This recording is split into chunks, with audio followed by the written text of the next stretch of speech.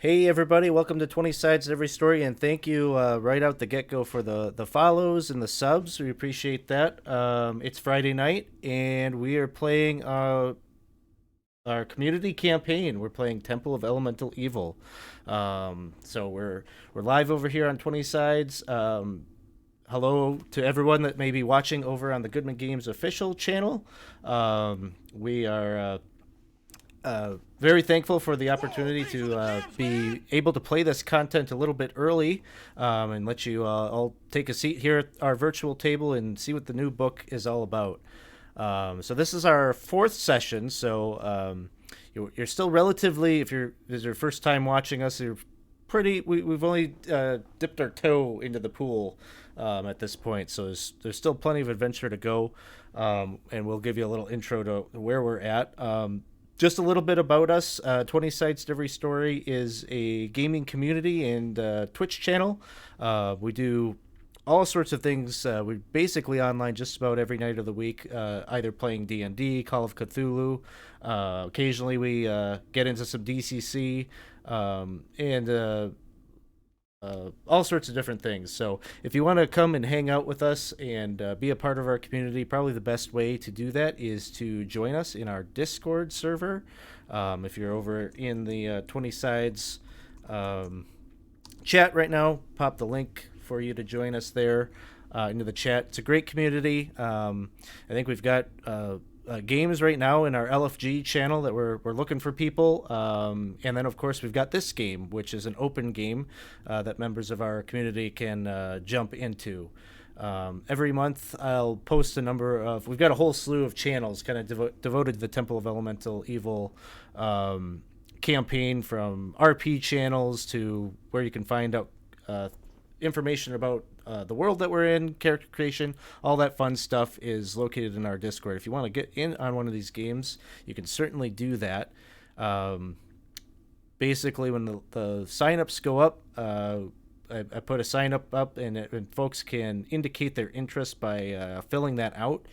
And I always let our Patreon folks, we've got a Patreon, so if you want to check that out and see what that gets you if you support that. I let our Patreon folks get into the games first, but just about every game we probably have a slot or two available that I'll give to anybody that hasn't gotten a game in quite yet that month. So come and join us in the Discord and check that out, if particularly if you're interested in getting in on this campaign.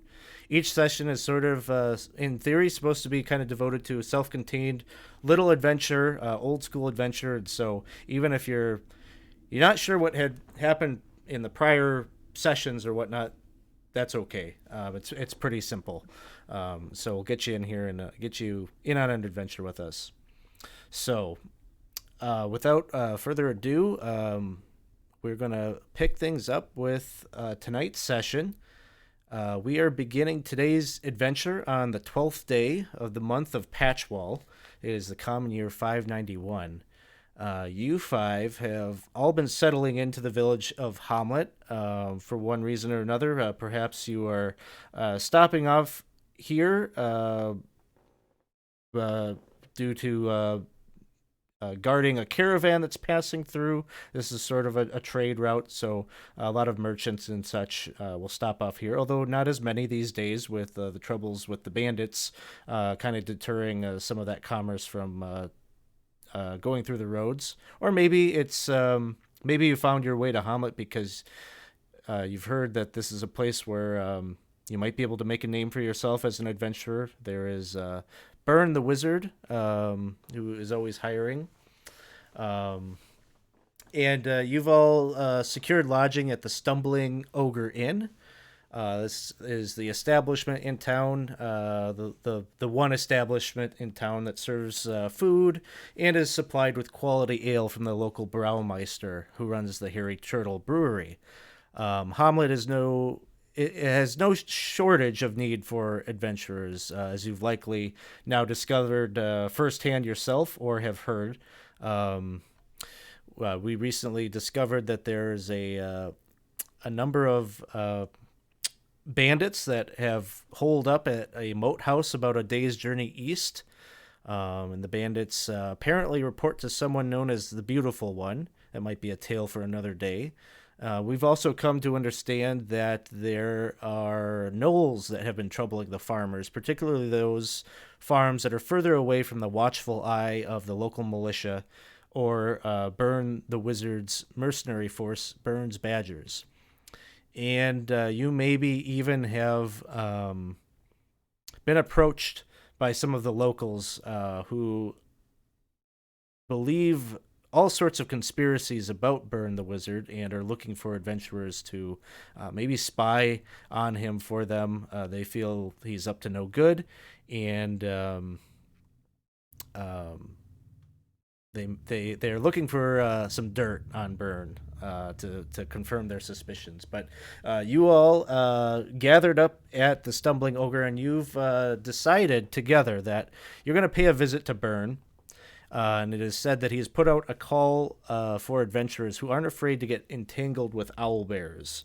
And in our last session, Absalom was talking all about his professed, alleged dealings with owl bears. And so Byrne has heard this, and it sparked a call for adventure. And so I think before we go any further, we're going to introduce our characters here, and we'll get kind of the rundown on who we've got in our adventure. So give us your name, your class, your race, and tell us everything that we need to know about your character going in here. And so I think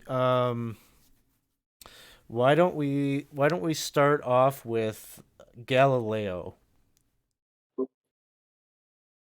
Galileo is a furbog. He's first level druid.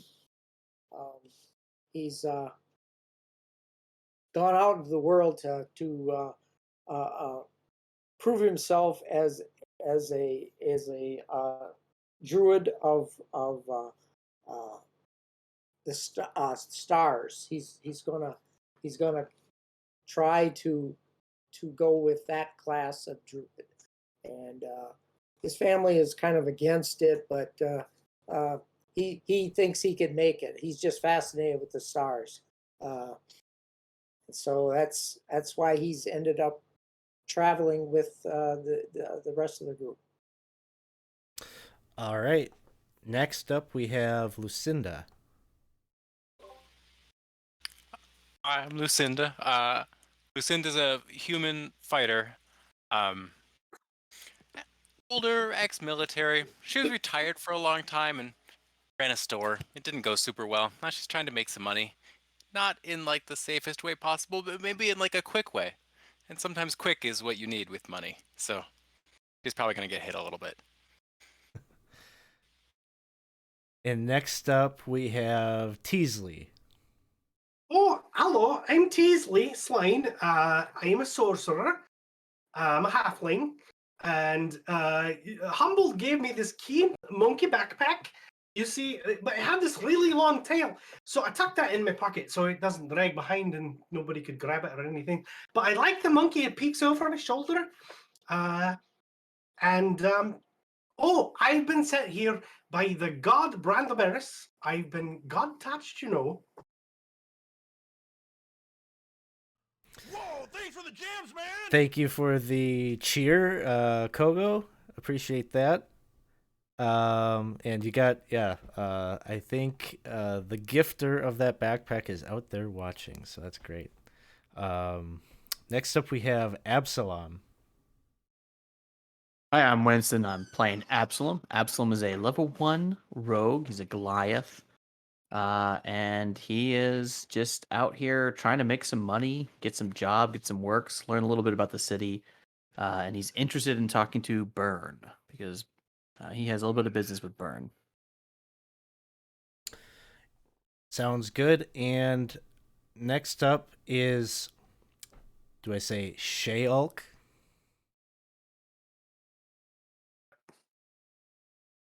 I'm David. I'm playing Shay Alk, but you can call her Shay for short. She is something of a crusader for justice and especially social causes. And her ambition has gotten her run out of other towns where she's trying to gain support for some of the non-human races that may experience prejudice. So she found her way to Hamlet, partially because she was on the run, but very excited to meet up with a group of adventurers of various non-human classes, but then also another a sister in arms in Lucinda. So she's just raring to go. Fighter, sorry, half orc. All right. So, you all have met up and have collectively decided to go and pay Burn a visit. And so you have made your way to the southeastern side of the village. And on that side of Hamlet, there are these two adjacent hilltops that kind of rise up above everything else and kind of leer down at the village. And upon the I'll just kind of ping it in case I think you can see kind of where all your characters are kind of queued up there at the bottom of the map. On the eastern, well, on the western hilltop, there is a two-story tower that some of you might be familiar with at this point, and that is the tower that is Burns' residence, and it rises up maybe about 60 feet or so. Its front gates are accessible by a curving flight of stone stairs that lead up to a landing about 10 feet off the ground.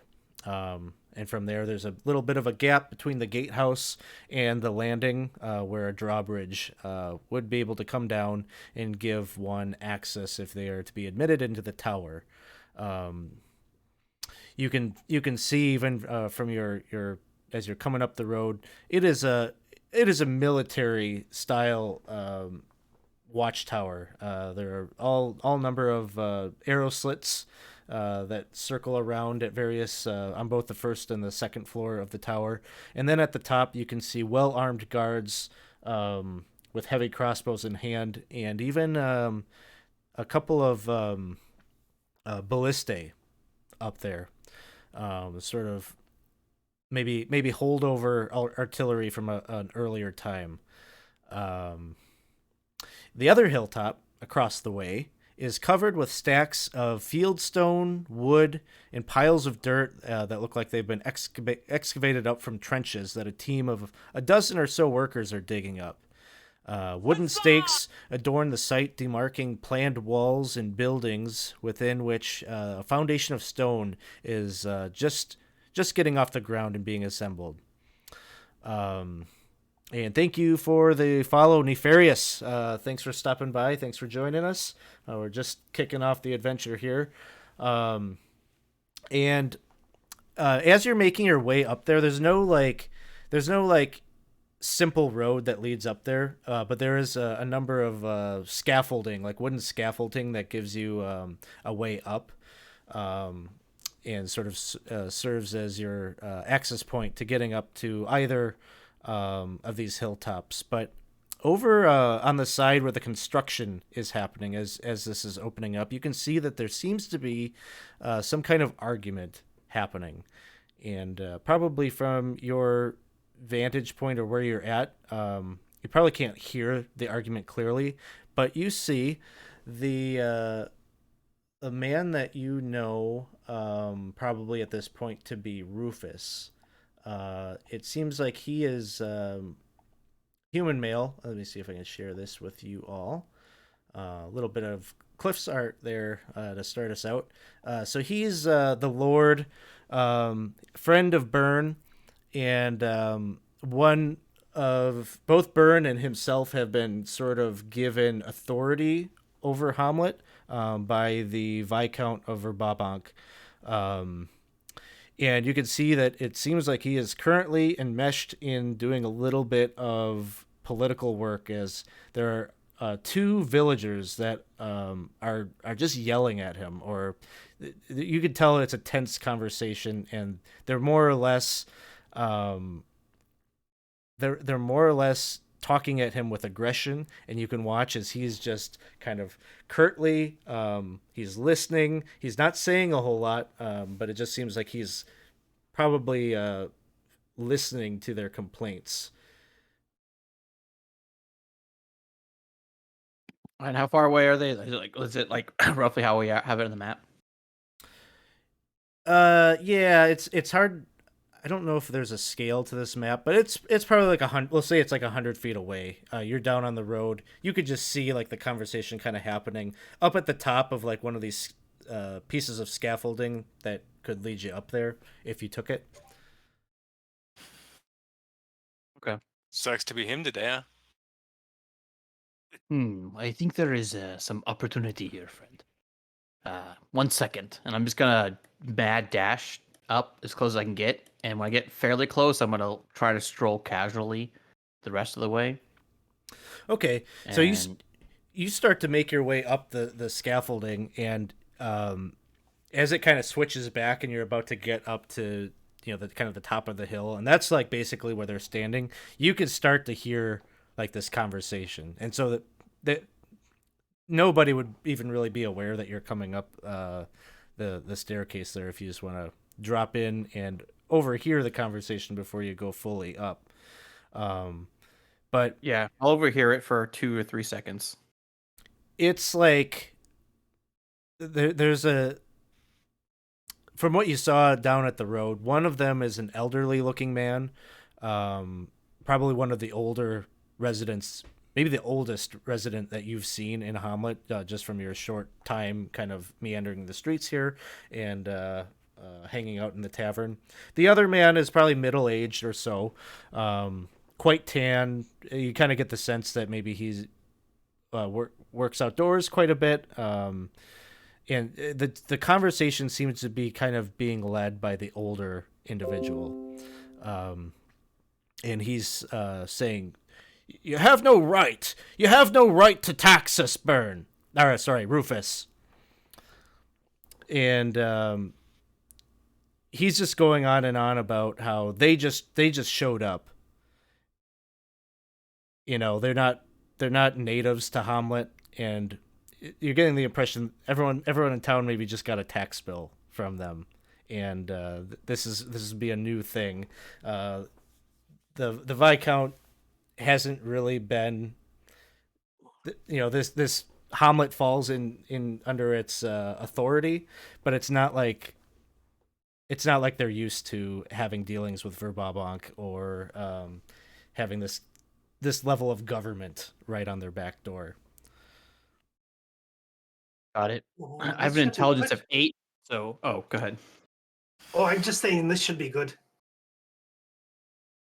Yes, definitely. See, now whisper. I'm sorry, who was talking just now? Was that you, Easily.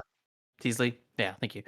Teasley, this is how the sausage gets made, huh? You work with the higher ups, you make their life easier and makes it your life easier, huh? Watch this. I'll hop up and get kind of in the situation and just say, friends, there's no need for us to argue and yell at each other, right? We're all here working together, and maybe we can resolve this peacefully. This man is clearly working very hard out here, and you're coming at him quite aggressively. Might I offer some input into the situation? Maybe I can help mediate it. And the younger of the two men looks at you and says, "Well, what can you offer and help? You're not from here either. You didn't even get a tax bill." Oh, all of this arguing over money, it's quite crude, don't you think? Huh?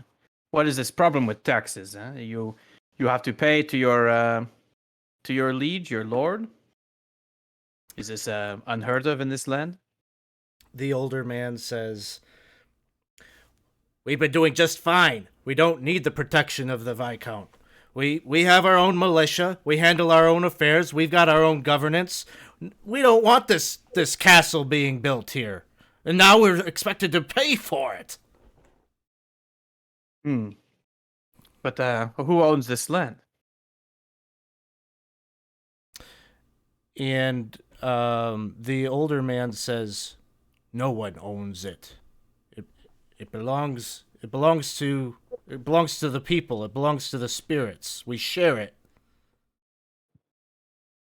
I'll look at Rufus, right? Mm-hmm. And he's just like he's like nodding, like he's doing what he probably needs to. Like he's not really wanting to push back on this. But yeah, you could tell he's trying to be patient. Like I said, Absalom is not the brightest bulb in the store. That's not even a saying. Absalom would probably say that. So he's gonna think he's helping and just be like, well, you see, you're distressing our poor man here. I don't know about the ownership of the land and business about this castle, but I will say that you have a fealty to your viscount. It is in his legal jurisdiction to tax you, and you may not see the bigger picture of who is protecting whom and what dangers there are, but I am certain that your noble better knows better. You can see Rufus is I'm just gonna like, have to go ahead and disagree with you, Absalom. Seems to me that maybe this is a tyrannical government taking advantage of the people and even its elderly citizens. And I think the best course of action is just don't pay the taxes. If they're going to build a castle you don't want, don't pay for it. What are they going to do? Rufus says, "No, hold on there. What? I mean, that is the question. We're not. This isn't some kind of tyrannical. No.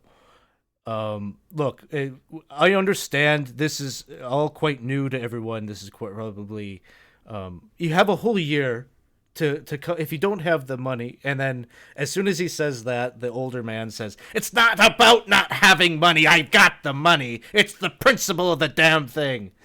And he says, "Okay, I hear you. I'm sure we can work something out.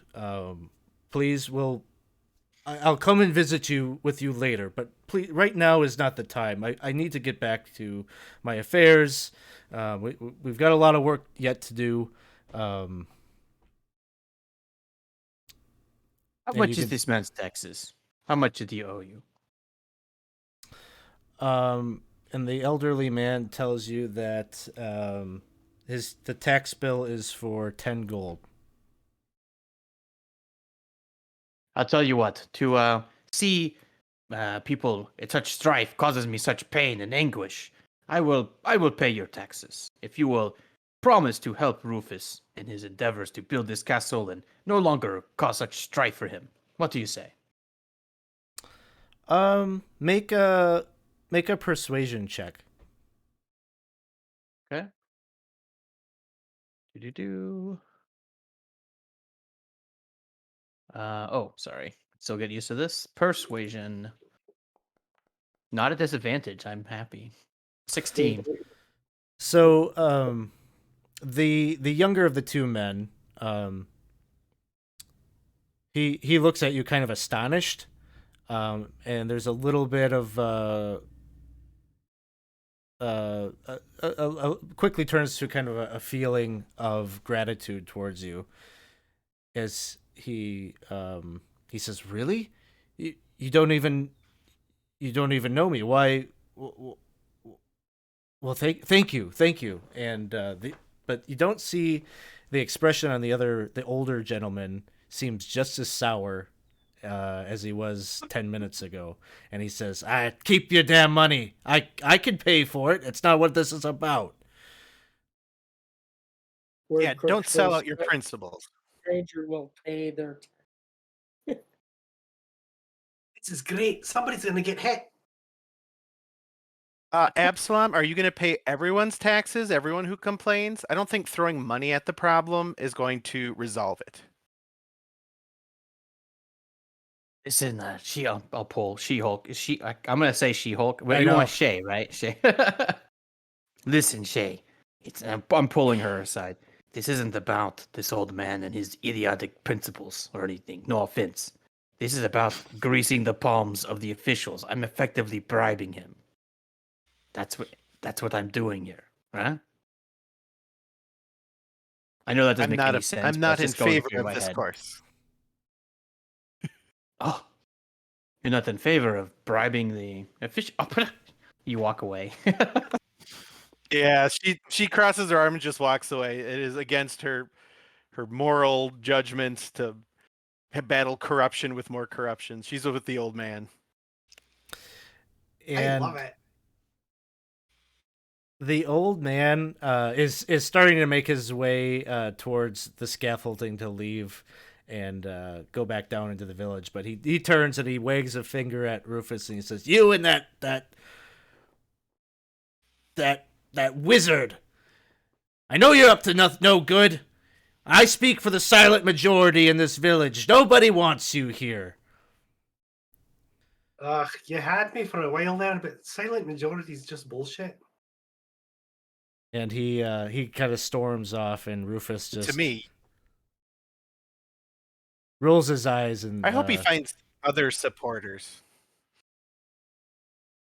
Hey Rufus, those taxes, do they does that pay for Burn? Like if Burn pays us for a job, is that money that you got from taxes? You know, that is exactly what it is for. I was sort of against sending out those bills. You know, So it seems this is it all seems kinda silly. Burn's idea.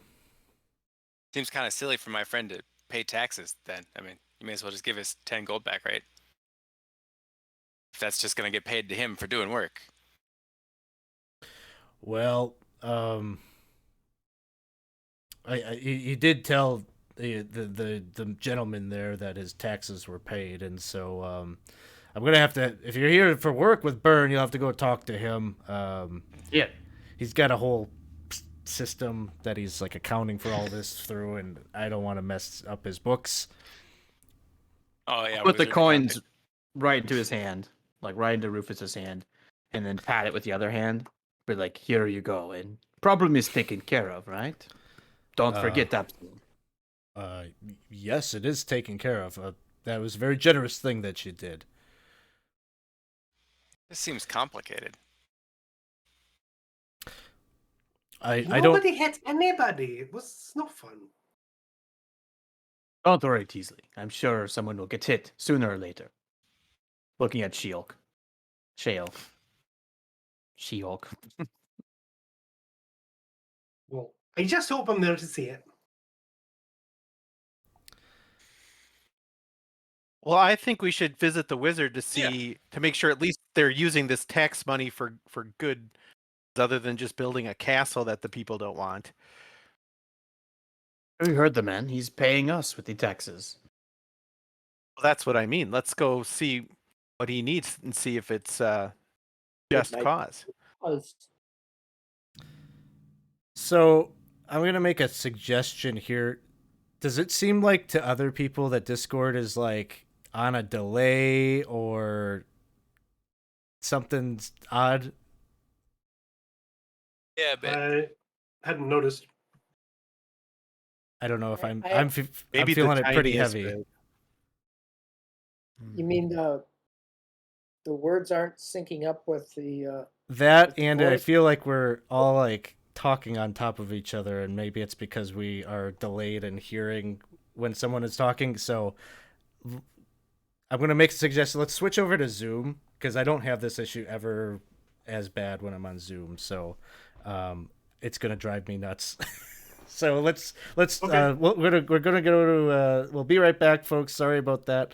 I always like to give the Discord voice chats in here a try, but I'm always displeased with the results. So we'll be right back.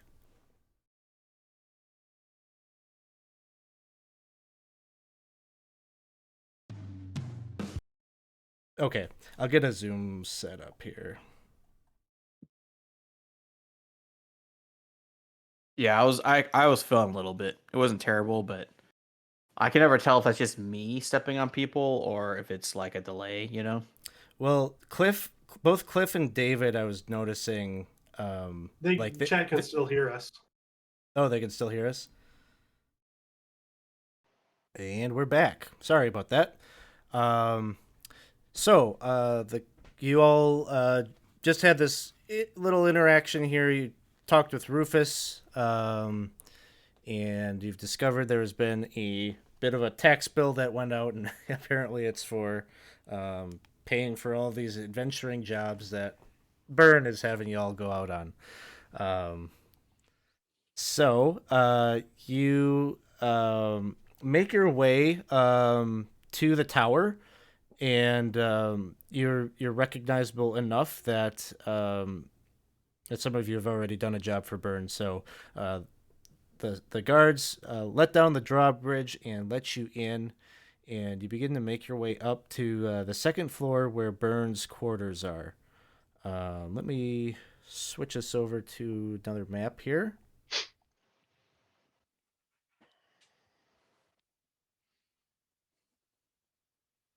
And I believe is this like map like fully visible? Like you can see it clearly, right? Like there's no visibility issues. It's working on loading. Yeah, at 90%.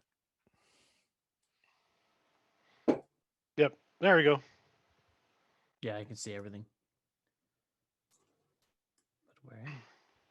I got 2 tokens I need to get on here. Oh, I forgot that Byrne is Lionel Richie. Oh yeah. He's a really funny looking guy. And Strong cheekbones.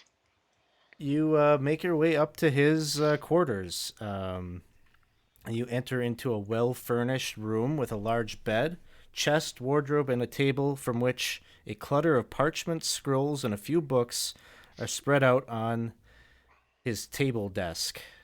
Clumps of dried vegetable matter, bunches of herbs, bones, skulls, and bottles of fluids are also present on mismatched shelves that hang on the walls. And a new set of alchemist supplies are bubbling with concoctions that the wizard has prepared. You also you all probably notice there's a rather large egg in the corner of the room that is sort of nestled in between bits of dirt and twig-like material. That of the griffin egg that was recovered during our first session. And you see Byrne. He is a dark-skinned wizard with sort of a colorful robe of purple and the stereotypical pointy hat. His robe, his cloak, is clasped with a circular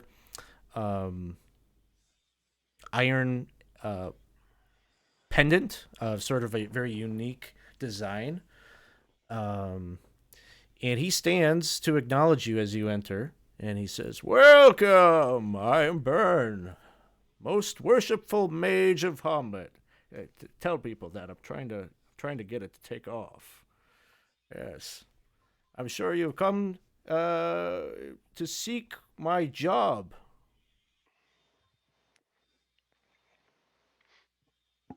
We'd like to hear about the job to see if it's a worthwhile endeavor. And just so you know, any money we make, I am going to be donating to the anti-castle faction here in town. Anti-castle? How could you be anti-castle? It's going to be a magnificent castle.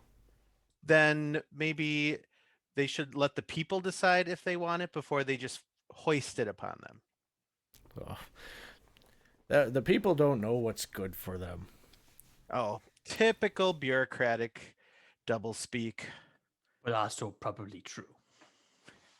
Look, if they knew how to defend themselves, you wouldn't have gnolls up in the hills. You wouldn't have bandits holing up in the moat house. We got a huge job to clean this place up and secure these lands. Yeah, he's not wrong on that one, actually. I hate to say it. There are kind of like monsters everywhere.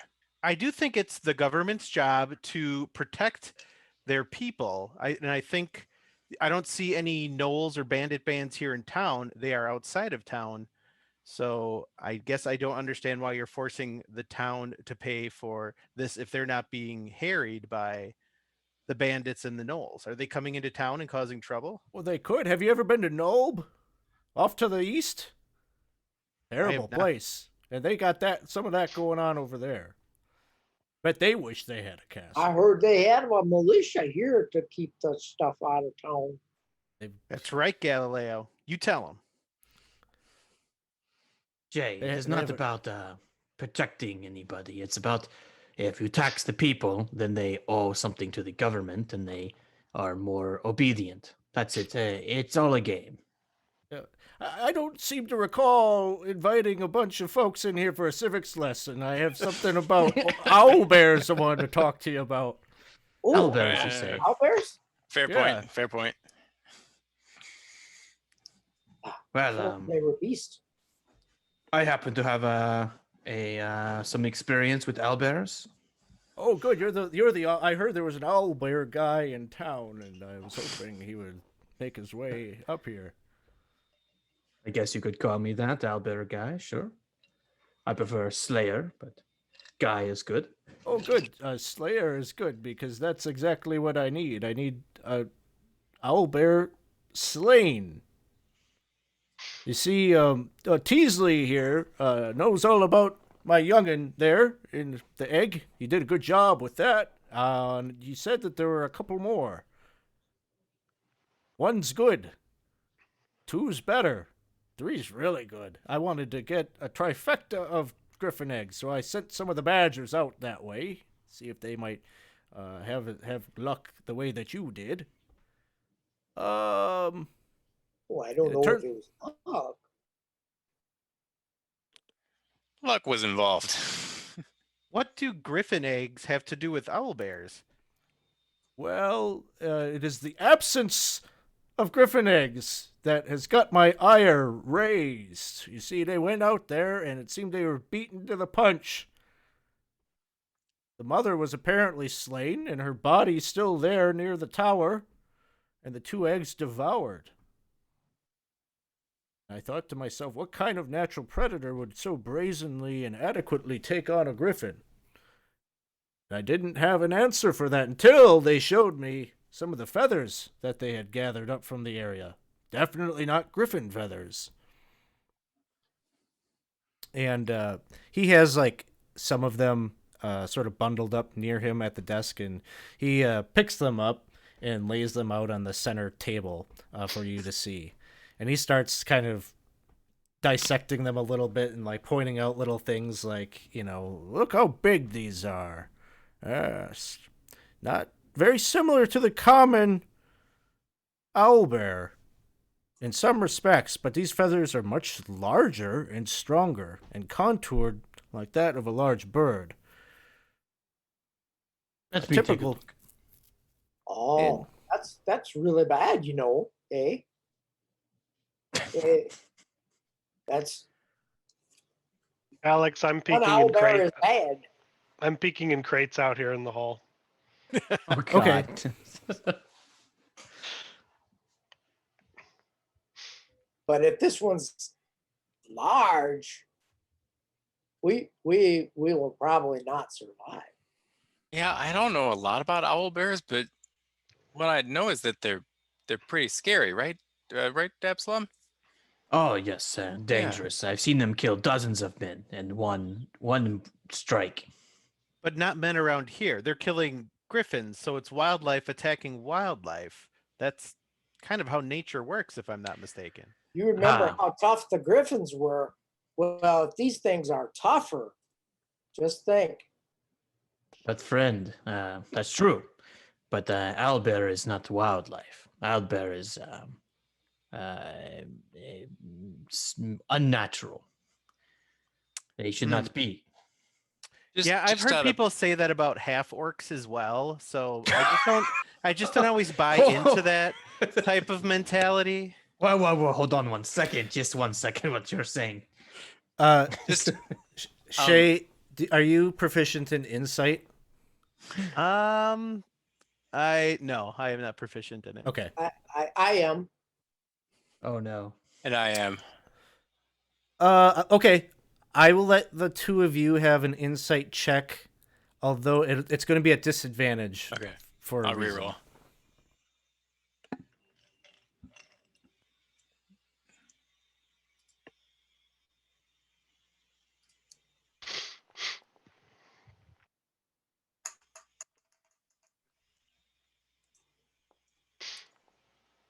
Ooh. Did mine roll? I rolled really weirdly, but Galileo rolled an 8, and Lucinda attacked someone with a crossbow. yeah. Beyond Burn 20 went falls to crazy, the but I rolled a ground. 6. Byrne is just kind of pacing about as you're talking, and he says, "No, Absalom, you're quite right. It is, well, there's lots of speculation, I suppose, about the origins of owlbears, whether they belong out in the natural ecosystem, but nonetheless, it is out there now. I believe that when you all did what you did to take down the father, it must have created the right circumstances for this thing to emerge and get an easy lunch. But there's something. Go You mean ahead. it's our fault? Oh, I'm not placing blame. I'm just offering an explanation for what happened. Now I feel really bad. Sounds like we need to intervene to restore the ecology the way it ought to be around here, because a wizard paid folks like us, including some of us, to interfere in nature to begin with. Right. I'm willing to pay for you to do that again.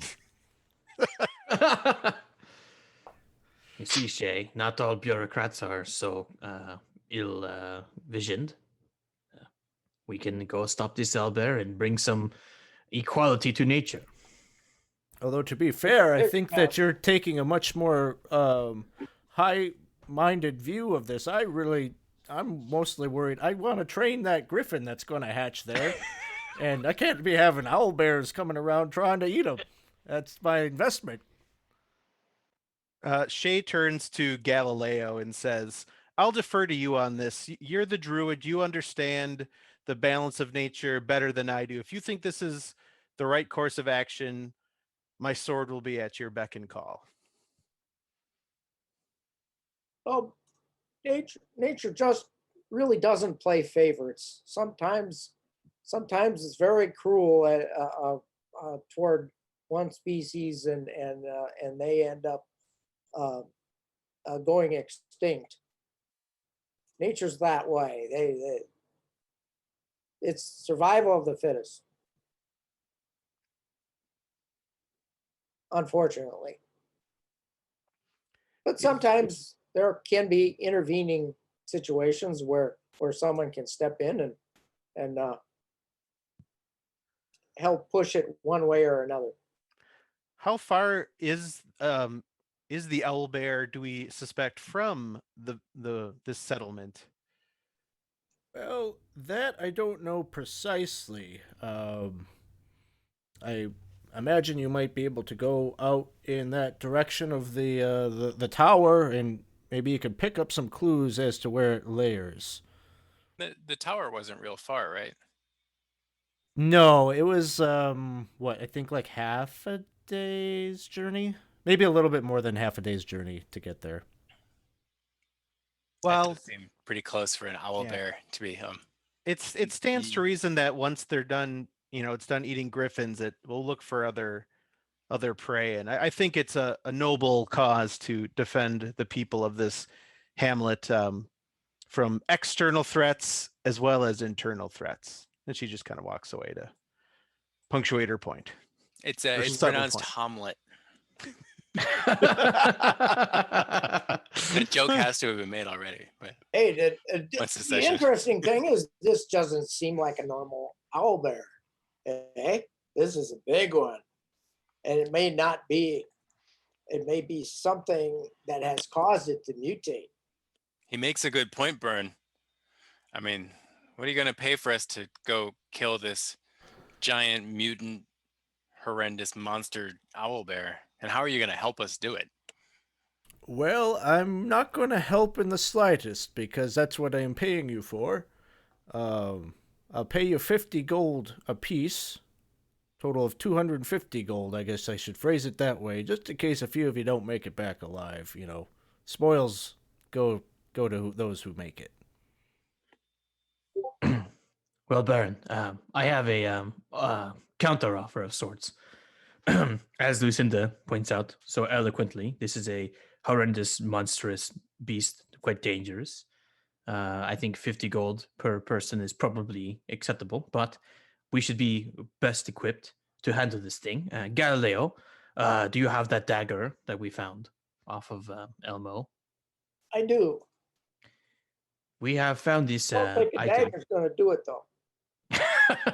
But listen now, Elmo. I mean, Galileo, I'm doing something. So this dagger, if you would help us identify its properties, we could use it against this owlbear. Maybe we have a better chance of success. Oh, easily done. And he'll begin ritual casting Identify. In the meantime, out in the out in kind of the main area there where Teasley is looking through the boxes, Shay, you're seeing Teasley's kind of popping the lids off some of these crates, taking peeks inside. Teasley, mostly what you find are like stores of crossbow bolts, and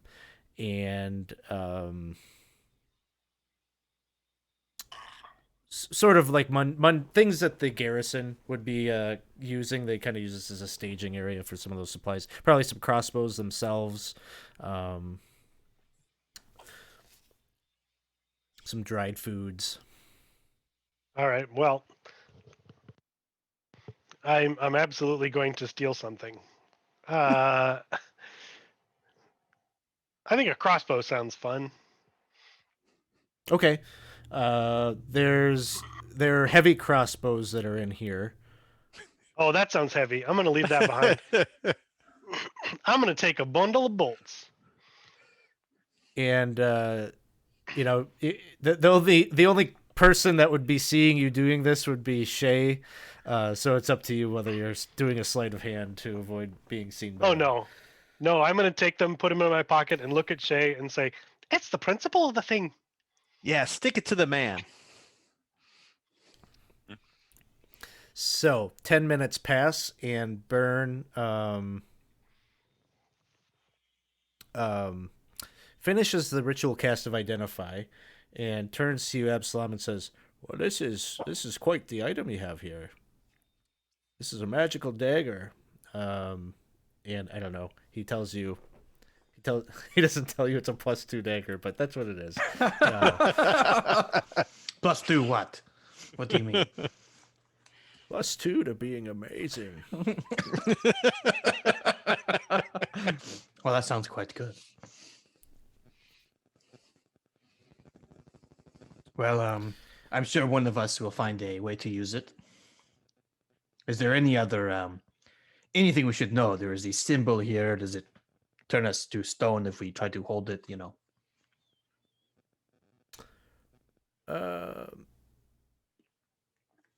Galileo and Lucinda, you can make another insight check. Damn it. Also at disadvantage? Not this one. Okay.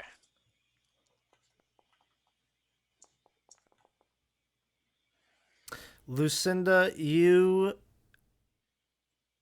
pick up on a slight hesitation from Burn when Absalom asks that question. He says, "Oh, well, this I haven't seen this in quite some time. I believe it is a symbol important to the old faith." Well, I I am not a man of faith, so as long as he does not cause me to explode into fire No, or want no, to kill my friends. No, you'll be fine. It is old. It is quite an old artifact that you find yourselves. Where did you say you found it? I'm struggling to come up with a lie, and so I'll just say, in the moat house. From those Technically. bandits. Yes, there were about bandits there. I see. Well, it is yours now. Do with it what you please. I imagine you could fetch a pretty penny for it. Be very useful to you in combat. I'll take it back and I'll twirl it around a little bit, and I'll say, yes, I could absolutely make use of this lovely, but probably cursed item. But if any of you would like to risk the curse and you would like to use it, go right ahead. I mean, wouldn't he know if it was cursed? He cast a spell on it. Would you like to try it, Lucinda? No, I'm just kidding. I mean, So, yeah, so I think you should use it since you're the owlbear slayer. You'd be best to handle it then. well, Galileo, you make such a persuasive case. I don't know that I could say no to that. Give the My good best friend. weapon to the most fit, beast slayer. There, that'd be you. That would be me, absolutely. well, 100%. good on you. Stab in good health. All right. Lucinda, you notice that like Burns' sort of demeanor has changed quite a bit. He was sort of being a little bit flip and a little jovial, almost kind of joking like. And like as soon as this conversation has happened, when Absalom asked him about that dagger, like he got real withdrawn or serious, and he's since sat down at his desk, and it seems like he's just there kind of, he's not doing anything, he's just like deep in thought. And we got a oh sorry, Would you say he seems like scared, or I don't know, like what's his emotional state? you feel like he's like in his head, like he's thinking about something. Huh. He's like not really listening to your conversation anymore.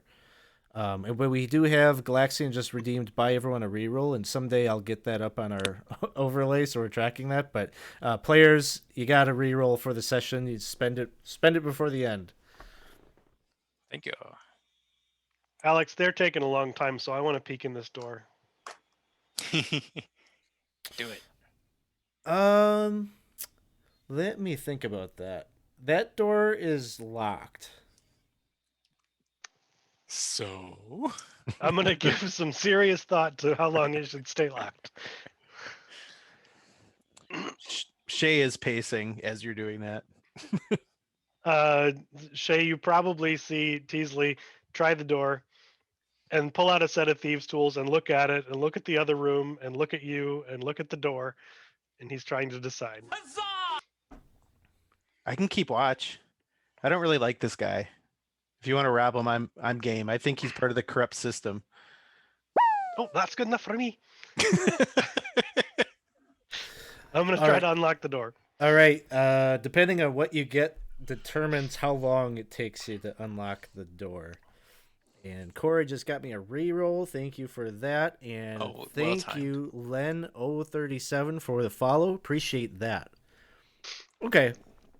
This is probably, this is going to take maybe 10 minutes to be doing. And thanks again, Big Jim, for the follow. Appreciate that. So many follows here tonight. That's awesome. So we'll come. Hopefully Absalom keeps talking. He's been doing a great job so far. Yeah, and I think that the wizard guy is trying to identify that dagger. So I think you have plenty of time to pick this lock.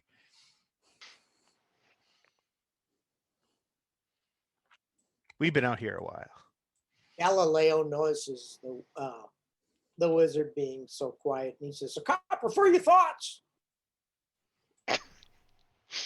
I was just thinking about that owl bear, and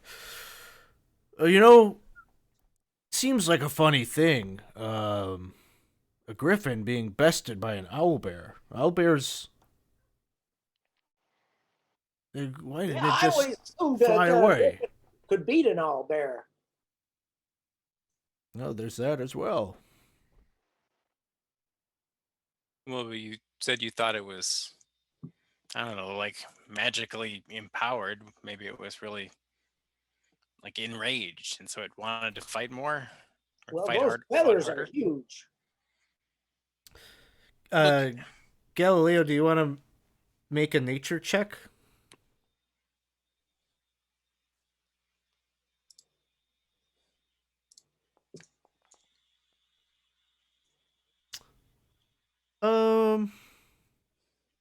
Yeah, the feathers are huge. You probably yourself don't have um much experience with owl bears firsthand, but it's definitely like a large creature, so it would probably be on par with a griffin, and a worthy opponent. I'm studying the stars anyway. I like beasties, but I just don't spend a lot of time studying them. Teasley, 10 minutes pass. I'm gonna roll a d12 just to see. If I roll a 1, a guard maybe enters into the scene. Oh Ooh. my god! Jesus what are the chances? Bring it. So One roll initiative. coming up. I am going to attempt to hide the thieves' tools and stand there like I wasn't doing anything. Okay. Let's say a sleight of hand check. Can he get advantage on that? Because I did say I was going to help him by keeping a lookout. So if I had heard someone coming, I would. Okay. Give me just like a real basic, probably DC 8 perception check. All right.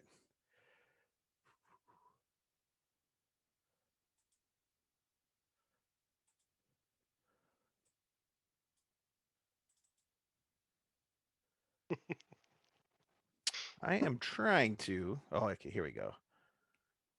Perception normal. Ooh, Oh yeah, you like before the person even gets on the first step down from the first floor, you hear somebody's coming, and you're able to like give that that little bit of warning. Oh, then I just And you have stopped. advantage.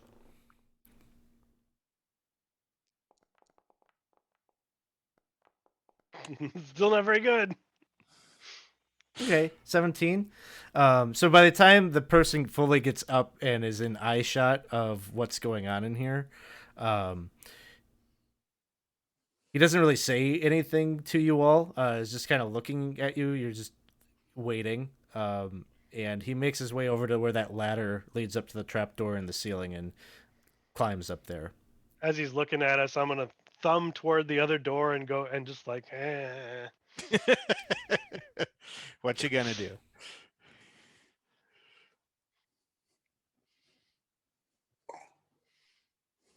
Well, I think we've probably bothered Burn long enough. I agree. one- It's time to go.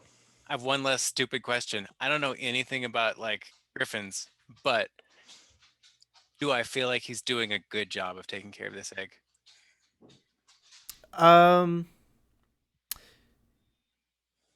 Let's see. Do you want to? You're like kind of looking at the egg and like looking at Yeah. how. Okay, make a perception check. Well, I'm not terrible at that.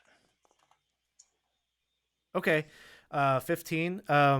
So it's kind of nestled in, a smaller version of the nest where it was plucked from. Like he's recreated some sort of a nest to kind of cushion it, but there's some kind of oil or something. You can see the sheen of some kind of application that he's must have put on the egg, because it's sort of got like the candle light kind of reflects off of it a bit.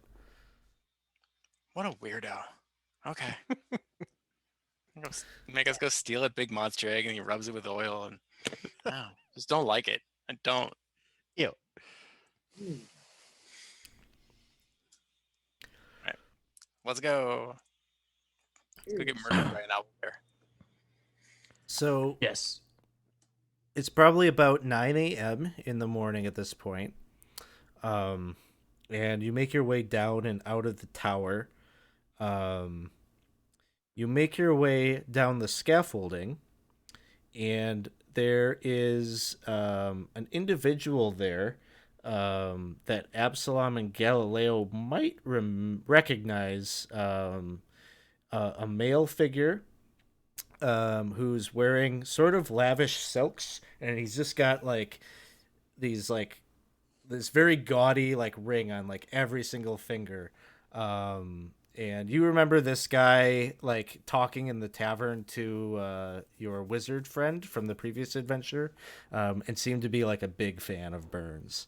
And so as you're coming down from the hilltop and making your way back down to the road, he kind of like rushes forward and he says, "Oh, hello. Galileo, Absalom, is it? Did you just meet with Byrne?" Why, Oh, yes, yeah. Galileo. Yeah, sure did. I don't happen. I don't suppose my name came up at all. Did you happen to mention me? Who are you again? My name is Spugnor, of course. Spugnor. No, we did not mention you. Oh, I'm really dying to get a lesson from Byrne. But listen, Byrne mentioned you. He did? By name, he did. Make a deception check at advantage, because he wants to believe that. Wow, what did he say? Well, he said that he has something important for you, but not today, unfortunately. He said to come back in a week. And I think he mentioned something about the apprenticeship or training or education, something along those lines. Oh, wonderful! Did he say? Do I need to bring anything? What kind of preparations do I need to make? Said he needed to bring 100 gold, but that he wanted you to put it into a sack and leave it in a specific spot. It's sort of a test of, I guess, ingenuity and dexterity. So I'll mark it on the map. 100 gold. Where am I going to get such a sum of money? I don't know. I'm just a messenger. I'm sorry, my friend. Oh, don't sell yourself short, I heard Absalom. I heard if you find him a griffin egg, he'd really be happy with you. What Those is the things look like alternative? they're worth a lot. Griffin egg. Okay. Oh, don't sell yourself short, Absalom. I know you love donating money to the people. Maybe he could at least take a loan. Do you have... I would gladly pay you back. If I get lessons from Byrne, I will become a much more powerful wizard, and I will be able to... I'll be able to conjure up sacks full of gold for you. It works that way, right? There's such a spell? Oh, aye. Why don't you go get like a job from Byrne? Then you can go off and practice your wizardry and make some money, and he'll like you, and then he'll talk to you, and he'll give you advice on how to be a better helper to him. Well, I haven't actually been able to speak to him. The guards, they always kind of shoo me away. I come here nearly daily to see if he's ready. They always say, "Come back tomorrow." Now you're saying I need to come back a week from now. But this is more progress. He's heard of me. I wasn't so sure that my messages were getting through. I put my hand on his shoulder and kind of like turn him out the door as we're like walking. Be like, "Yes, my friend, he is impressed with your persistence, but until you come up with either a griffin egg or 100 gold, I'm afraid you will not pass the initiation test. So I cannot let you borrow the money, but I'm sure you're resourceful. So let me mark it on the map for you where I want it. I'm gonna put a little X like behind the inn by the what was it with the goat." The stumbling ogre. The stumbling ogre, not even close. I was gonna put a little X and be like, "Here, just mark it. You just leave it, dig a little hole, and put it right there." Maybe you were marking in the goat house. in the goat house. Say, but I mean, the rest is up to you, my friend. I'm afraid if I helped you, then I would be angering Byrne, and that would not do for me either. Well, understood, of course, right? Sorry, I don't think me, the DM, is understanding the ruse here. I'm telling him to go get 100 gold and bury it in a hole behind the inn. Oh, okay. To leave it for Byrne. Gotcha. Okay. Maybe as the DM, you were overcomplicating this place.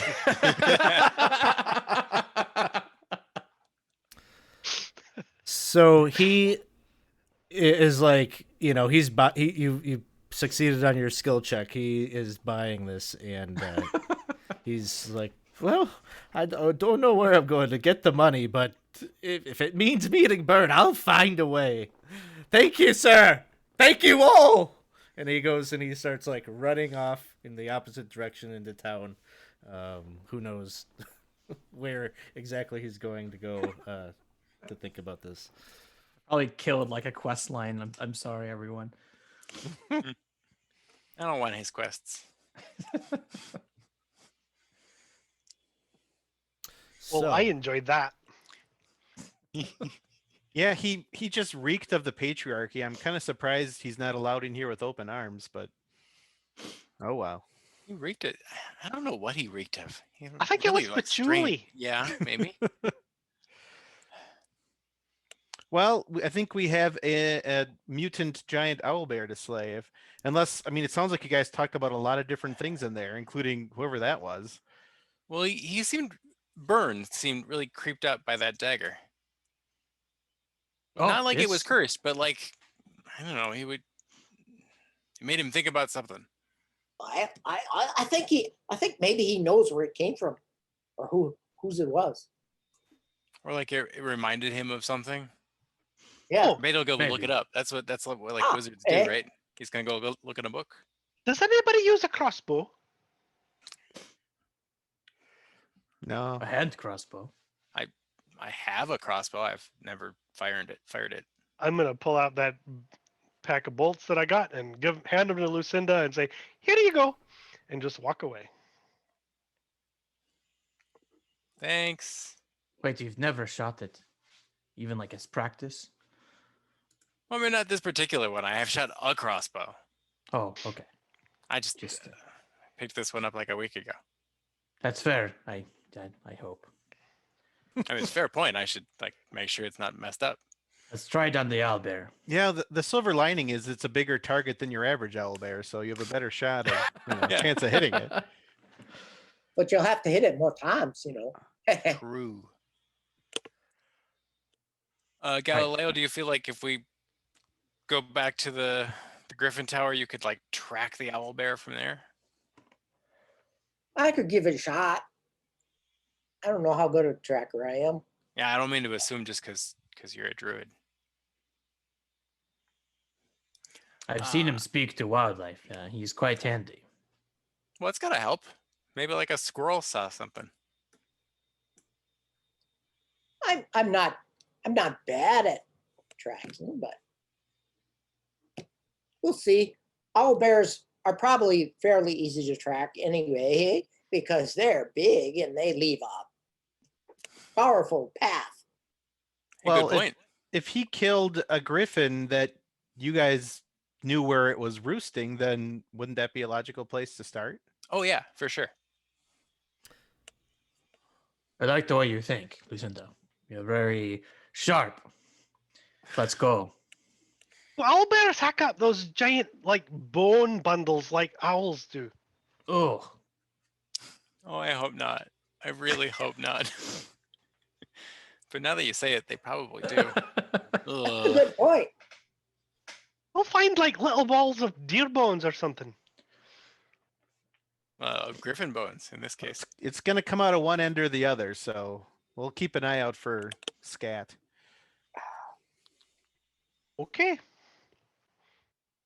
So, any preparations or anything you want to do before you head out? Oh goodness, Um, no. Can I snag one of those feathers? Yeah, From yeah. Burn? Burn would give you that. It hurt. All right. So let's put a map up here. Really need to maybe convert this to an actual clickable hex type thing, but project for another time. So you're heading out, and basically I think I said where the 7 was where the tower was. I think that's where you went last time. As you're making your way out of town to the east along the main road that leads out, You're picking. It's about 9 a.m. or so as you're leaving, and maybe about 30 minutes into your journey, Lucinda, give me a perception check.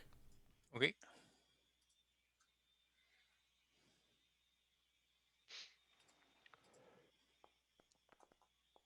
Mostly because of something you like literally just said a moment ago. But as you're like walking out of town, it's like kind of peculiar. You notice that there is a squirrel that is following the party. Like on the road, like maybe just like 40 feet or so behind you. I like slap Galileo on the shoulder and point at the squirrel. There's a squirrel following us.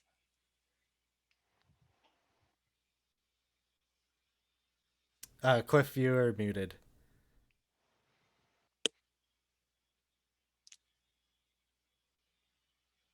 Quite unusual. Let me Like- let me go. He's going to try to approach the squirrel and see if the squirrel runs off. It gets like up on its hind legs, and it's like its tail starts doing that kind of fluttering, flicking thing that they do when they're sort of agitated. But it doesn't. It stands its ground. It like kind of watches you as you stroll up to it. All right, I'm gonna speak with the animal then. Okay.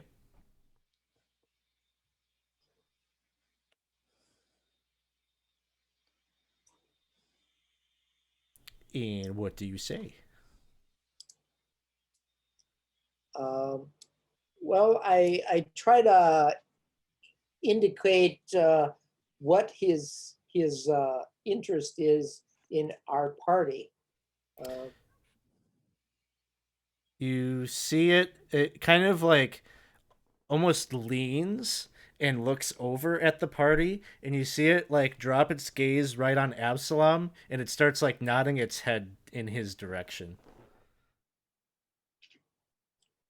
Um, hmm. I'll try Well- to surreptitiously move between the squirrel and Absalom, which seems like overkill as I do it. So what is my impression that the squirrel? What kind of interest would the squirrel have with? You don't. I don't think you can really pick that up. It answered your question using sort of a Oh. gesture. Well, Well- Lucinda just told us that Byrne was interested in the dagger, and maybe he has a squirrel familiar that he sent following us because I don't know, wizards do those types of things. Maybe he really wants that dagger and was just trying to play it cool. Maybe the dagger comes from an ancient squirrel god. Ooh. Oh, that's good. It sent its squirrel minions after us. I I guess like we could that. we could take the squirrel out, and then no worries. Like Hold- buy it a drink. Why don't you hold the dagger out to it? Like just the All hilt. right. I'm game, but if it grabs on, I'm going to smack it. Fair. That's fair. I take the dagger out, flip it around, hold it by the blade, and I'm gonna put the hilt right next to the squirrel, so you can see the pommel and the little symbol and everything. It looks at the dagger, kind of cocks its head sideways, and then it's got sort of like an angry, like sort of an angry expression on its face as it looks up at you. It opens its mouth and starts talking, and it says, "The wilderness observes you in judgment of your handling of one of its children's suffering. Unclear Oh, I did not see if that you did so coming." in selfishness or mercy." And then it scampers off. I tried to kick the squirrel, just like reflexively, because it freaked me out. Oh. Don't know if I succeeded. Okay, a 10? Yeah, I think a 10 probably hits a squirrel. So you I think You that's a kick very it? rational reaction. Ooh. Not hard. it You know. goes flying a couple of feet and kind of skitters on the ground, and looks back defiantly, flicks its tail, and continues running off. I guess What'd it. you do? Well, I told you I killed an owlbear, right?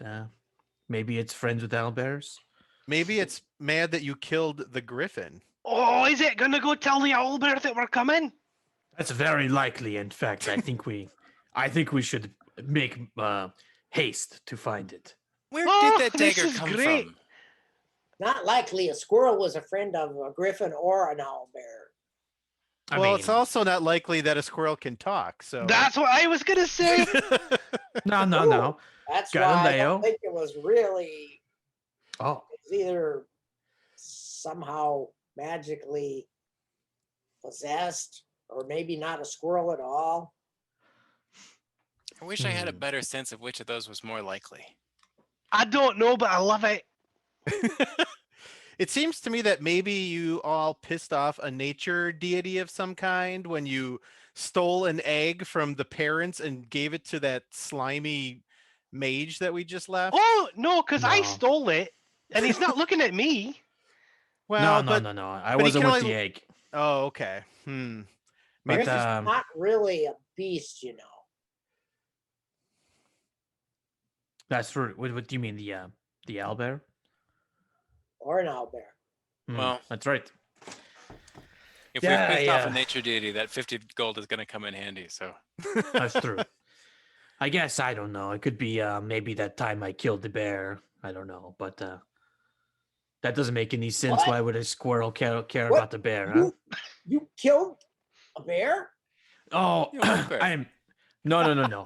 Actually, I take it back, Galileo. I did not kill any bears. I told that bear we ran across that was in the trap. That no, was I you? didn't. I didn't. No, I did not kill the bear. I merely You just told admitted, hey, Carlos Oh, to kill the man. bear. Can I do an that insight poor check? bear. Sure. I knew it. Somebody's gonna get hit. I guess Absalom deception check, sort of. I mean, it's the truth, but sure. oh yeah. oh, I don't know. I think Absalom is like totally throwing the majority of this on what was Joe T's Carlos. character? Yeah. Or Carlo. I was calling him Carlos. Carlos. Yep. Well, Yes, I've sir. only known you for a very short time, Absalom, but it does not surprise me that you have enemies that you're not aware of. You seem as though maybe you have a trail you. of people that you've upset and cheated and swindled along the way. So maybe you did Oh. upset some squirrel deity at some point and you don't even remember. That's quite nice of you, Shay, but no need to be so flattering. I'm already friendly with you, so save your flattery for your enemies. So tell me about this cheating and swindling gig you've got. Well, so let me tell you my favorite story. You ready? So We I can tell have this conversation as we go. Yeah. I tell people that one time I was trying to steal an owlbear egg, but actually, in reality, I didn't get. But that time I did kill the owlbear. But sometimes I make up a story about a different owlbear that I killed. That's not true to gain confidence in my friends. Absalom, we're looking for owlbear shit, not bullshit. And she There just you go. kinda walks ahead and starts looking for their quarry. Yeah, so you travel basically like we'll say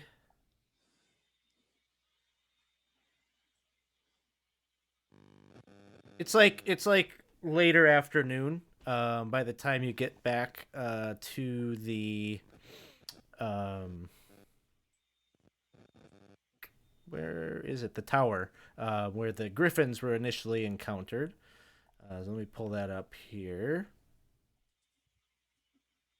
But for those of you that weren't here for the Griffin Lair episode, basically, there was an old ruined watchtower, like very, very old and dilapidated. Hasn't been used in years. You know, the roof. There is no roof. It is completely caved in, and that is where the griffins had been nesting. as you're coming upon the site this time, and making your way, you see, there is a small, old, disused water well that is some distance away from the hill where the tower stands. And as Teasley could probably attest, the slopes leading up to the tower are quite steep. They're not terribly so that you can't scale it, but it is a little bit of a climb to get up to the tower.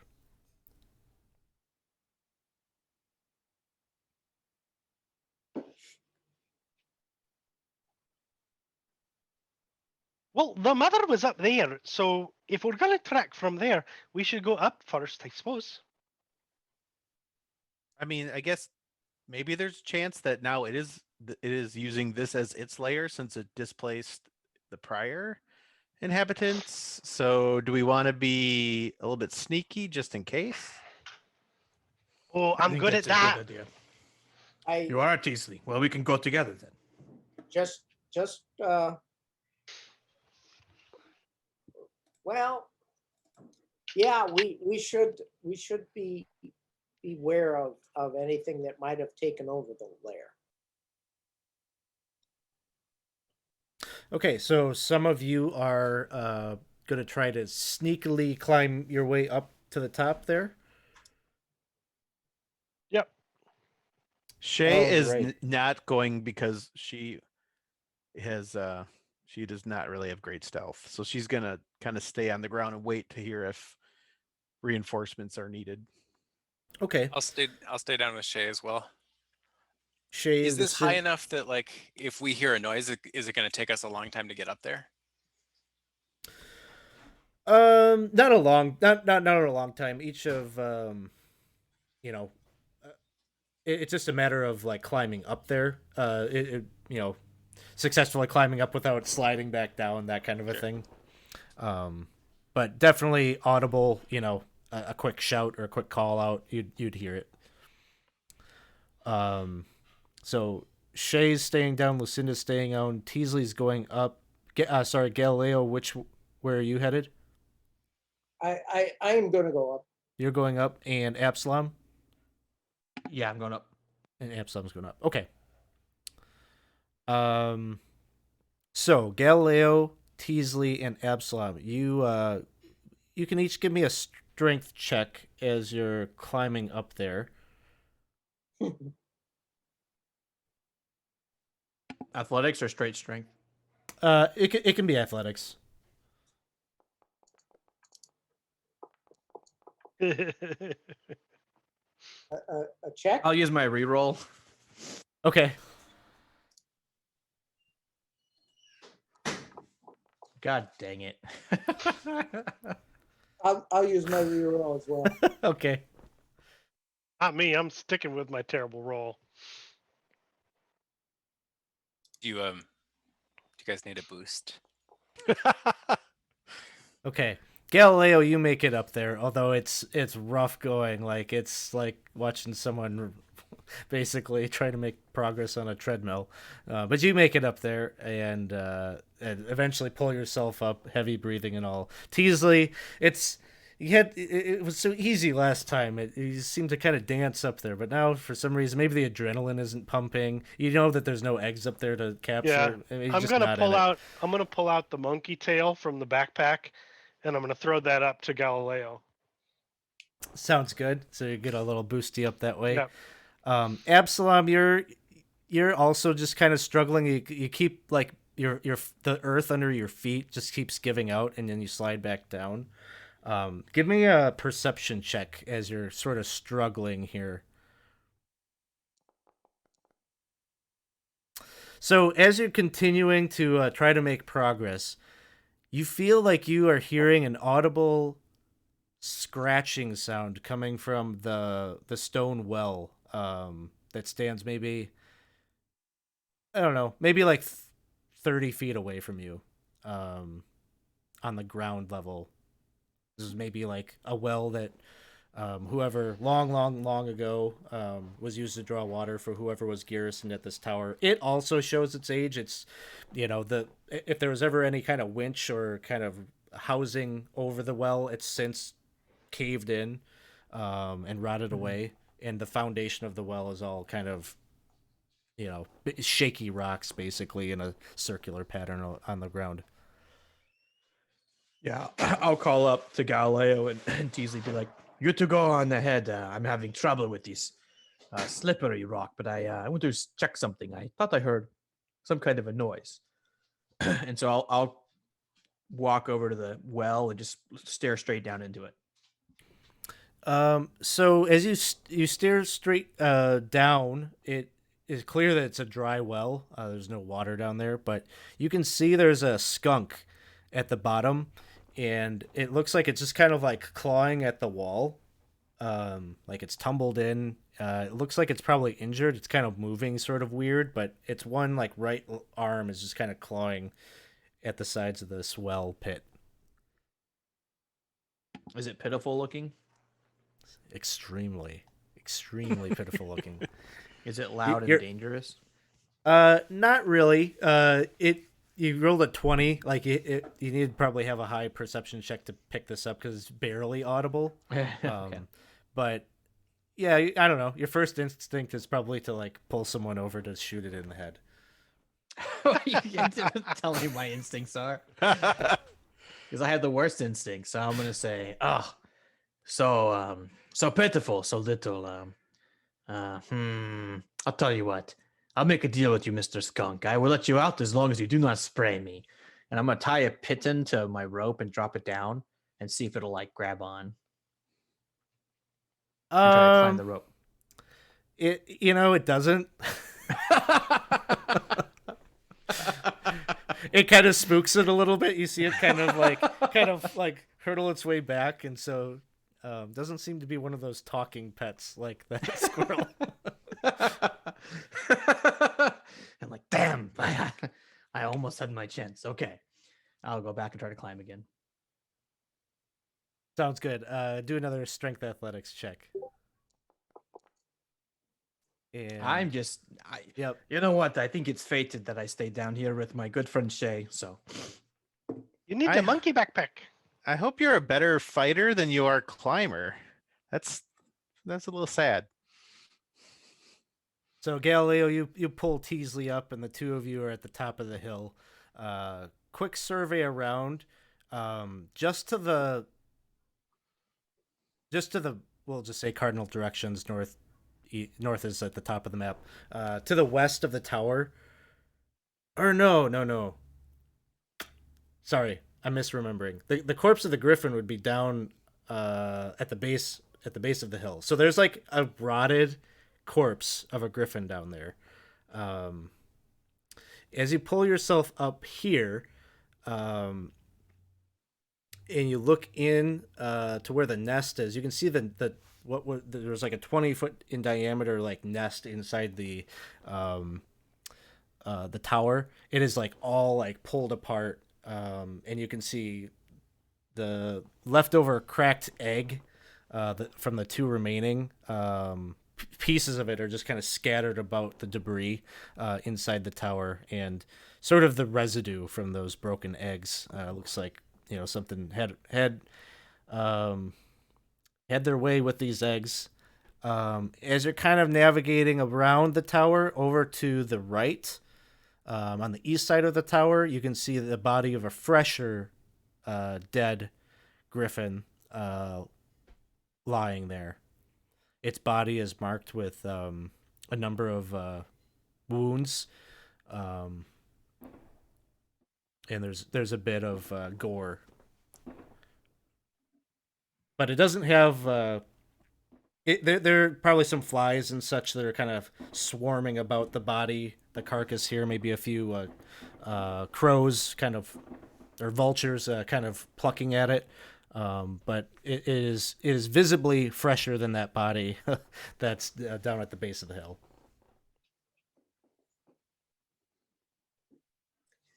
All right, Galileo is gonna look for signs of the owlbear and which direction he might have came or left from. Okay, So you're looking for a survival check.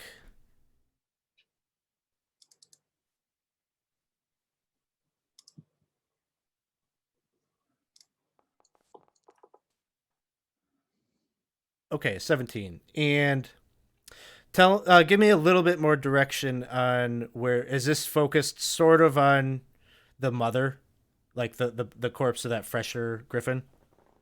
Yes. Okay. So when you go over there, you can see that it looks there's a little bit of like feathers from the griffin, and maybe like patches of like half chewed flesh that seem to be kind of going in the like a northeasterly direction off the hill. It's not much to go off of, but it sort of gives you a little bit of a direction of maybe where it headed after this feast.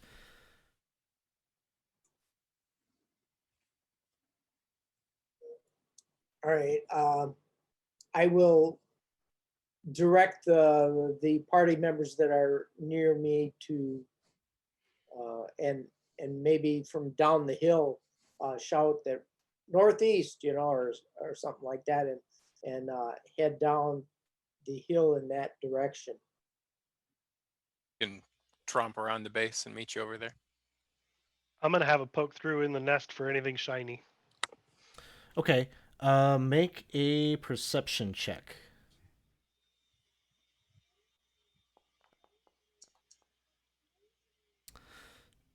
So there's nothing in the nest.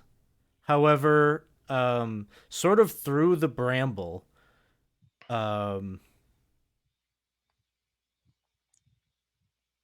maybe it's like a little bit of sunlight that is still cascading down through the open air of the tower, but you see just a little glint of sort of some metallic sheen that's kind of reflecting that. And as you observe a little bit closer, you think you see maybe like what looks like the handle of like a trap door underneath all of like the plant material and the branches and everything that compose this nest. I'm going to go out to the door and say, "Ooh, I found something," and then go back and open it.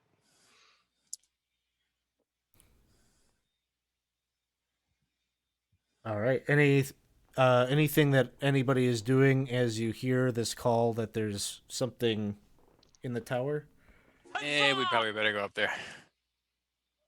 I agree. Absalom, I can help you.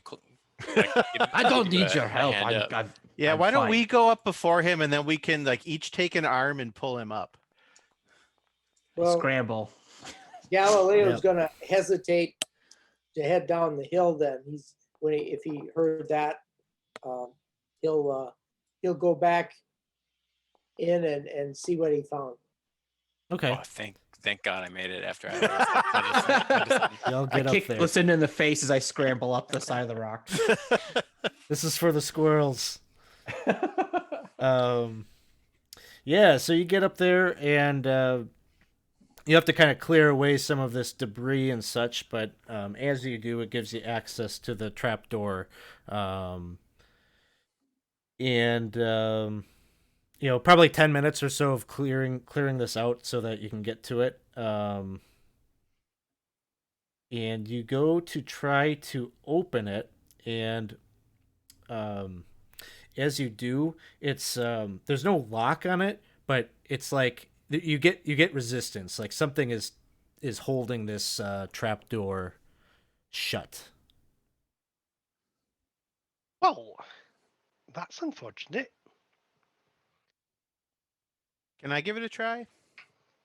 I'm, just a little bigger than you. I can Oh, give it a shot. I can't do it. I've got a crowbar though. Oh, let me give that a try. I'm pretty strong. I got a crowbar too. I could try with you. I'll hand right. Shale my crowbar. Shay, you've got this crowbar, and you're gonna try to force it open. Give me athletics check.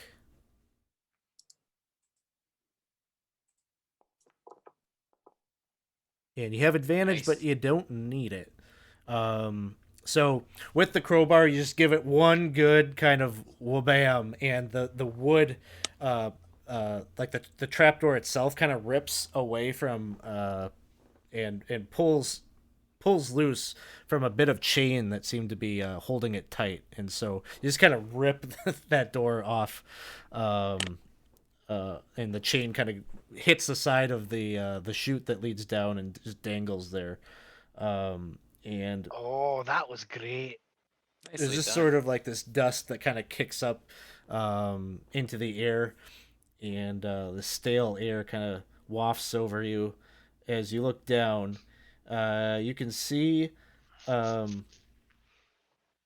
it maybe about 20 feet down. There's no ladder, there's no stairway or anything. It's just like an open, it looks like a pit. Um, as you're looking down there,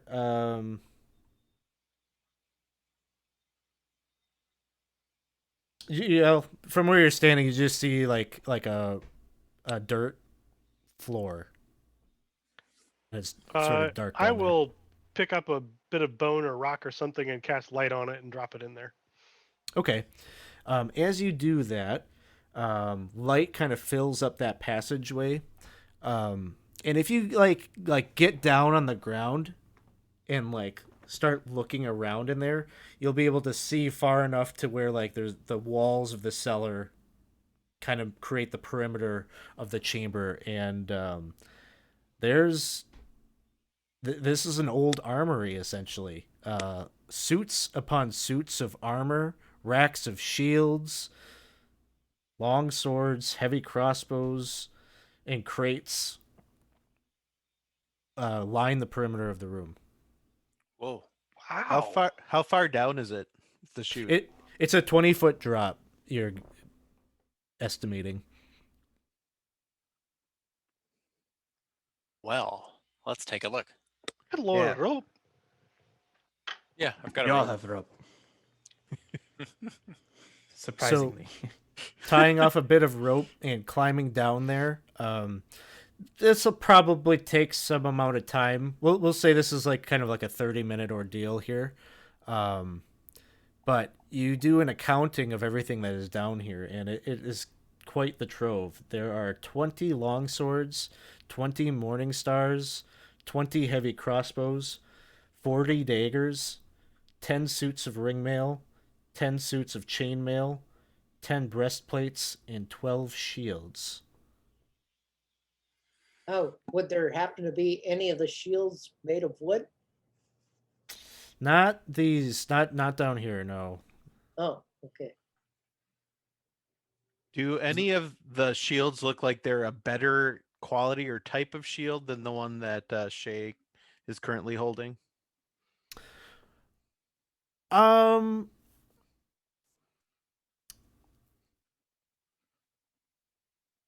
make make an investigation check. Okay.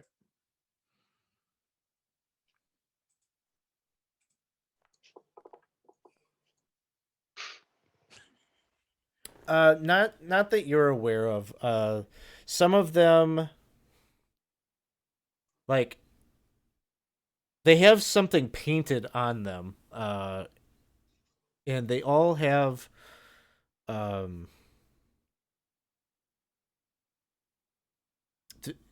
well, 4 of them have a symbol that looks like an eye that is very similar to the pommel of that dagger that Absalom is carrying. And then the others are a little bit are just more nondescript.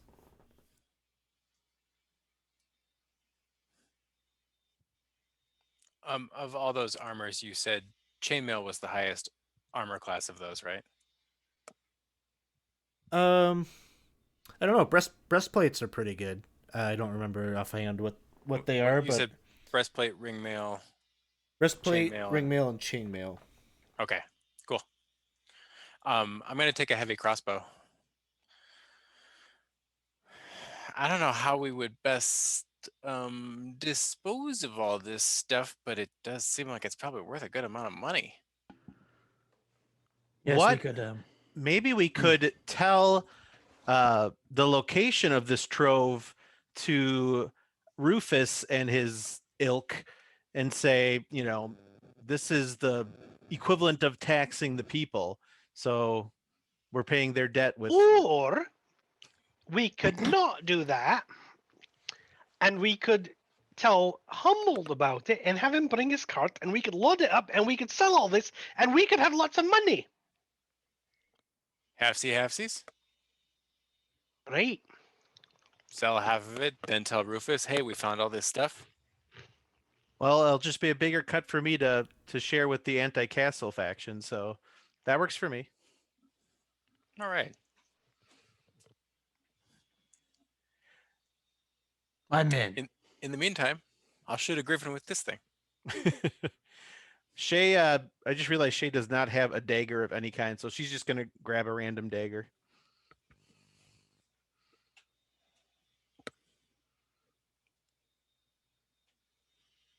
So -1 dagger, -1 crossbow.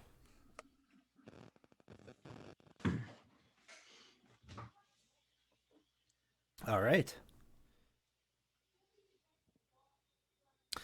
So you do your accounting of everything that is down here. Start to strategize about plans for shipping this off, possibly with Humboldt's, having heard Humboldt is planning a trip to Verbabank. And at some point, climb yourselves probably back up and out. Is there what else? Anything else you'd like to do? I don't think so. Galileo, you had like a bit of a trail, right?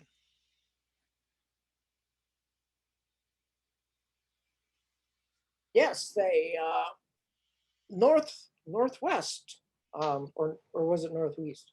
I think you shouted northeast to us. Northeast, yes. We go down the hill this way, and we'll continue on from there. All right. So you've got a general direction to sort of go on. We'll switch back to the kind of overland map here. And it's pretty sparse. Like you're picking up on like the faintest little clues, just based on things. Make a let's say a nature check, Galileo, as you're traveling and following these this trail that you've picked up on.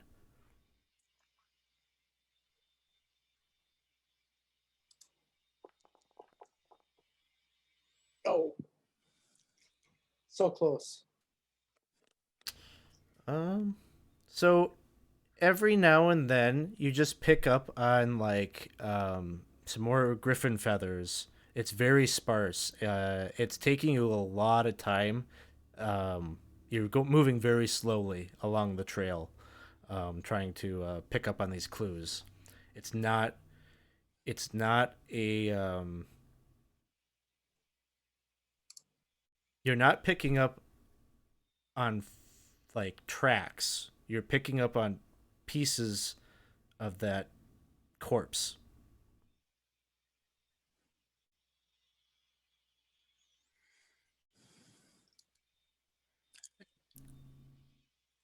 What's the landscape like around here? It is sort of right where you're at. It's relatively hilly, kind of coming out of the Cron Hills, but maybe about an hour or so of travel, and you're starting to move into more marshland.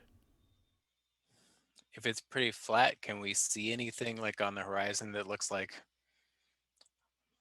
where something might have gone to hide? Not quite where you're at right now. It is pretty flat. In what you're seeing, like way out, is maybe like the tree line of the gnarly forest. I'm going to use my speech of beast and leaf as we travel to various plants or animals to see if any of them in particular might might have been upset by a fairly, well, I don't know how recent this would have been, in the last couple of days of a huge owl bear coming through this way. I assume that they don't come through very often. Okay. Describe to me more how you're using that. Just to see if any of them are I'm going to say owl bear this way, and to see if any of them get upset if they remember one coming through. Okay. What are you hoping to interact with? Just to find out if we're on the right track. You know, I mean, understand, but like, what type of like, are you talking to a dandelion, or are you trying to grab a squirrel or a bird, or? Well, I'm trying to pick out creatures that may be more frightened of an owl bear, so that I could pick up on their fear if they had recently seen one. Perhaps if I know what owl bears Yeah. normally go after. Make a nature check to see if you can identify a good type of creature that would be adequately. Maybe avoid the squirrels there, Galileo. Is that, what is that? 8? Is that the roll? Oh, okay. Okay. 14. You know, owlbear. You're sort of just reasoning a lot of this out. Is a large predator, and so probably, you know, in this particular location, any kind of large mammal probably would be something that would not be too keen on having an owlbear prowling about. Perhaps deer or something like that. Sure. So easy enough to find such a creature, and using, so you sort of approach it, and using your ability, it doesn't scamper off immediately. It's listening to you.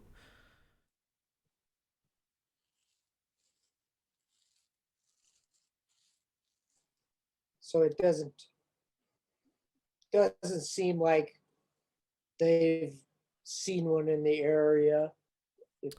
So you're asking it the question: Have you seen the owlbear? Is that? Well, they're not going to be able to communicate back to me, but I'm going to be able to perceive, you know, their reaction. Or Okay, so you ask it if it's seen it. It nods its head, seemingly in the affirmative. Okay. Hey guys, I think we're on the right track here. They've seen one recently, so we'll keep on following this trail. Is there any way you can ascertain whether, you know, which direction from here it went? Or we're just gonna keep following this path? Yeah, we'll keep looking for clues in that. We find one occasionally, and so I think we're on the right track. You couldn't like get this deer to tell you where it saw the owl bear? And no, I don't pick up real detailed information from them. Well, So, just you're right on the edge of this marshland, and so, just to be clear, you're not really following a trail. You're searching around in the area. It's sort of a little bit of an egg hunt. You know, you get to one little bit of this animal material, the pieces of the griffin that maybe the owlbear has taken to its lair somewhere, but then, you know, you really have to do a deep dive to try to find the next piece, and so it's not easy going here. And where you are currently, the trail, it seems like maybe is heading into this marshland, and it's going to become maybe quite difficult to continue playing this game in there. You've been in the marshland already, and you remember even those large bear traps were pretty easily obscured in the swamp. Galileo, is there any way you can convince the deer to take us to, where it last saw the owlbear? Are you able to do that? Well, if I suppose I could probably. It can understand you. It's just that you don't necessarily have the capacity to understand. Like, it can't. That donkey conversation never should have happened because.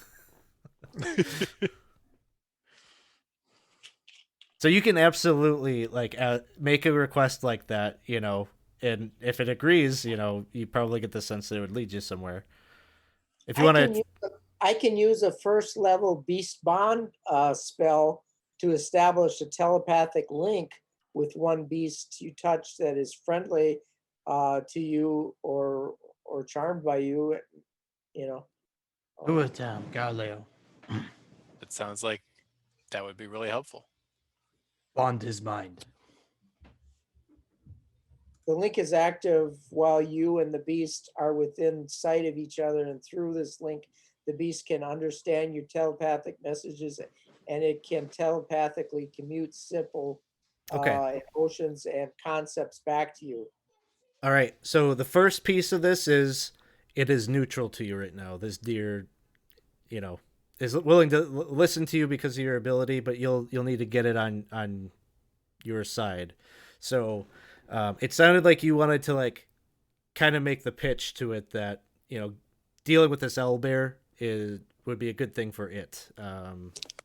And so you have advantage on your charisma checks against trying to interact with animals. So if you want to give me a persuasion check at advantage, and if you succeed on that, you'll be able to cast the spell.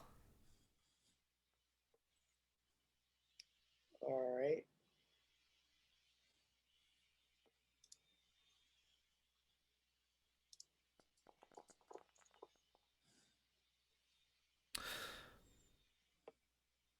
All right. I think with a 12, it is it's not totally sold on your logic, and probably not wanting to put its neck out there too much, but you've got it friendly enough that you could cast this spell.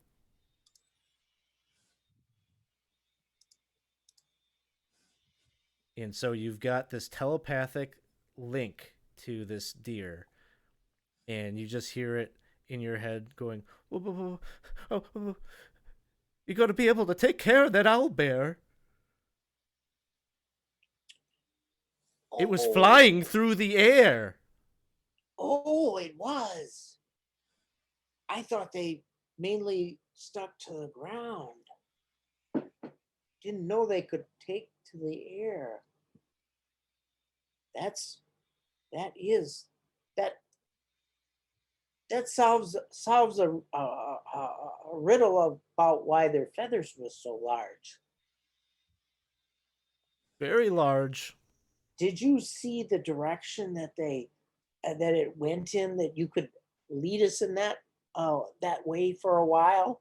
We won't let you get too close. Soon as you get us to where we need to go, you can be on your way, and I might even have some food maybe I could give you. Oh, I'll take your food, and I'll lead you there. Don't go through the marsh. It flew over there, but I can take you to the other side. It has a cave where it comes and goes from. Didn't used to come this far south.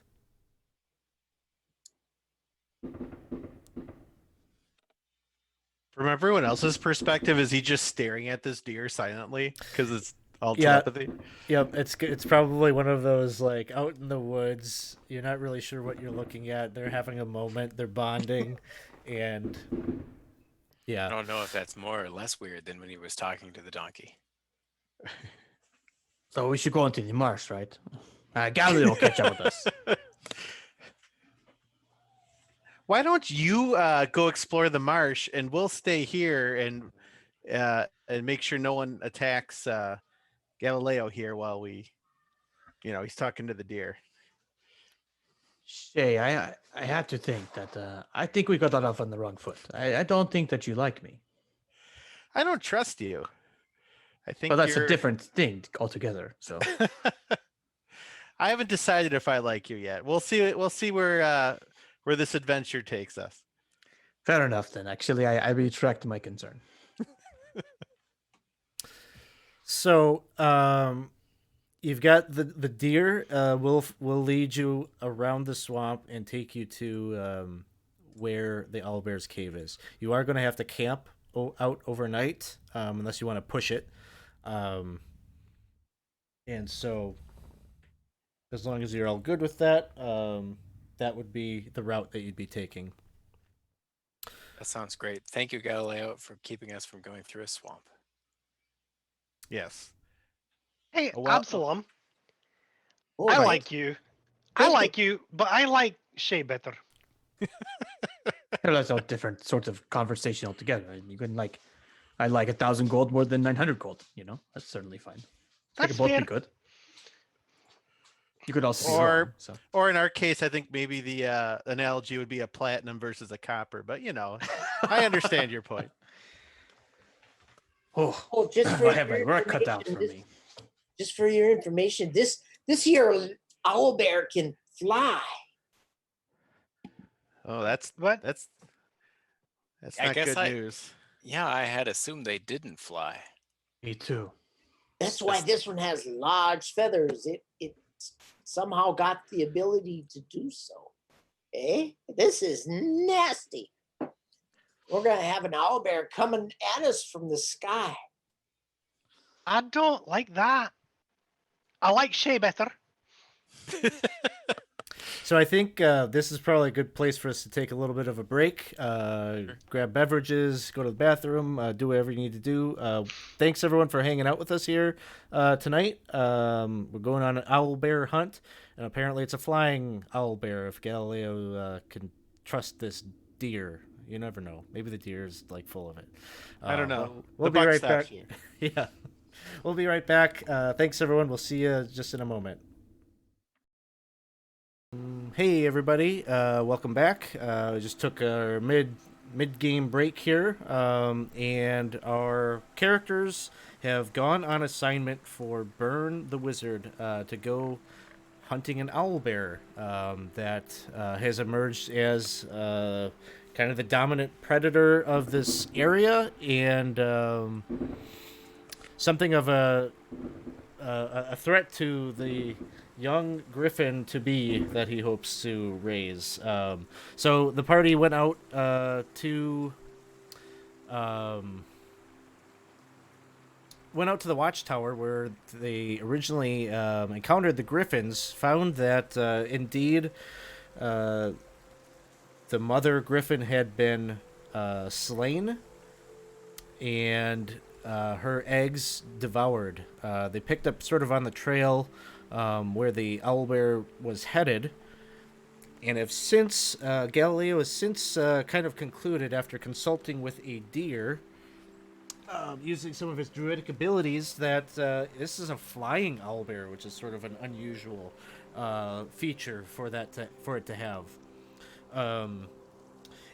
Using the assistance of this deer, you're circumventing a marsh where this flying owlbear likely traveled through, and the deer has navigated you through. You had to take a rest, and you camped out overnight and continued your way overland, and have now made it to a more rocky, hilly sort of terrain. And the deer leads you to a location where there is sorry, I've got a terrified puppy dog in my lap because somebody's firing off rapid fire fireworks, and he hates it. So I'm a little distracted.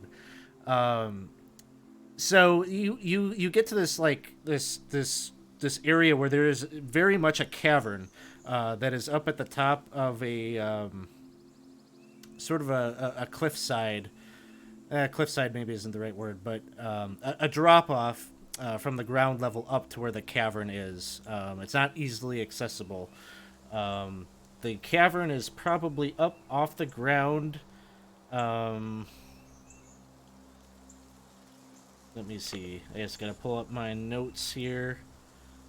It's about maybe like 15 feet off the ground, very steep slope. Probably your attempts to get up to that tower earlier were just practice for this bout. And you're not necessarily right where I put your tokens. You're probably observing this from some distance. But that is what you see, is this cavern about 10, probably 15 feet tall, about 10 feet wide. And the deer gives you indication that is where the owlbear comes and goes from. That thing's gotta be easier to fight in its cave than if it gets out here and starts flying around. Yes, Oh, I agree. I'm going to give the deer a couple of my rations and thank him very much for bringing us here. He was great assistance to us.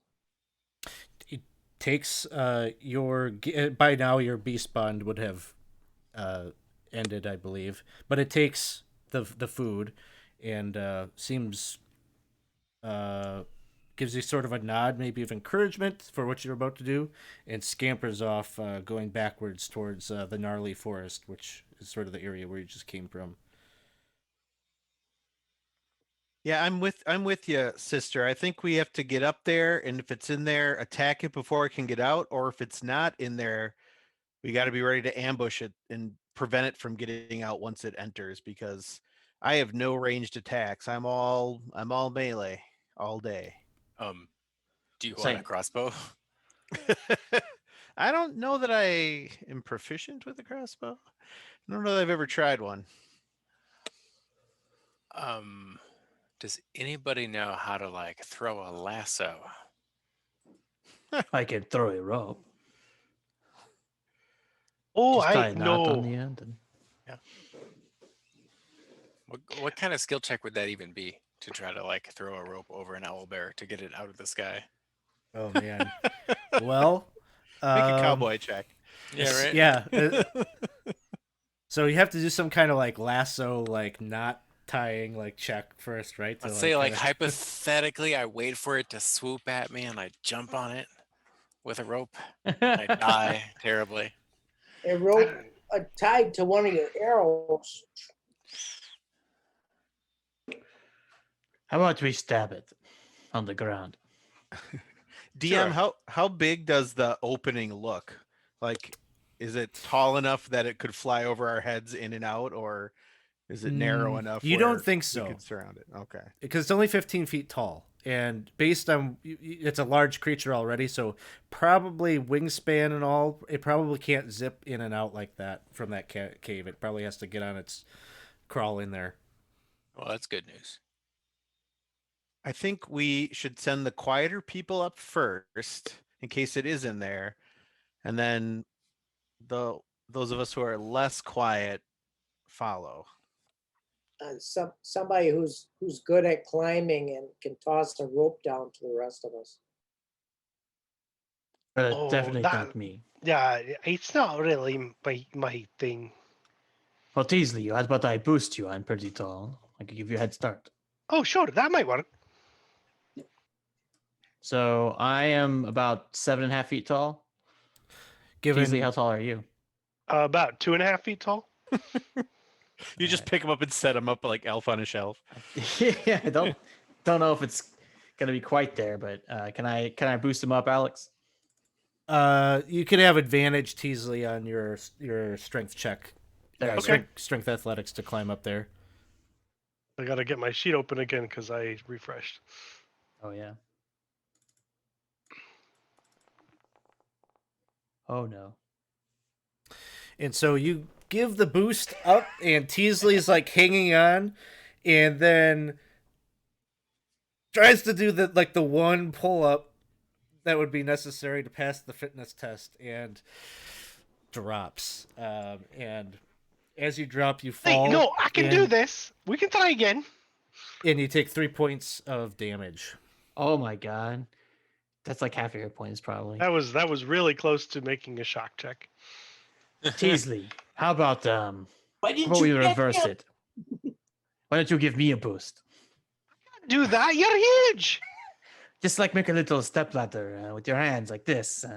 And No, you know. look at how big your foot is in my hands. Why don't I give you a boost up there, Absalom? All right. If you You're say you're so. a big guy, but I'm pretty strong. Let me see if I can give you a boost. All right, I'm big but providing the frail. assist. Go ahead and take a strength athletics at advantage. I'm gonna climb on Absalom. Damn it. Are you sure? Yep. Okay. Well, Galileo. Hold on. I gotta resolve this check. So Damn it. Absalom, you go tumbling down and you take 3 points. Let's say Teasley, give me maybe an acrobatics or something. Maybe you could just kind of like tumble away safely. Okay. Absalom will kind of break your fall. Okay, yeah, you managed to like kind of do that, and you put most of the emphasis on Absalom's body, so you're okay. All right. So climbing is awful, and I hate it. All right. I think we are losing the window of stealth anyway. Why don't I Yeah. go up and drop a rope? I'm gonna try to climb. And I'll right. give you a boost to give you advantage. Nice. Let me pull up my sheet. Defeated by gravity. So what do you get for Oh, having hold on. no I did it. strength? I just did it normal. Let me Roll it re-roll that again, because that Shay. was. Yep, you have advantage, so yeah. one more.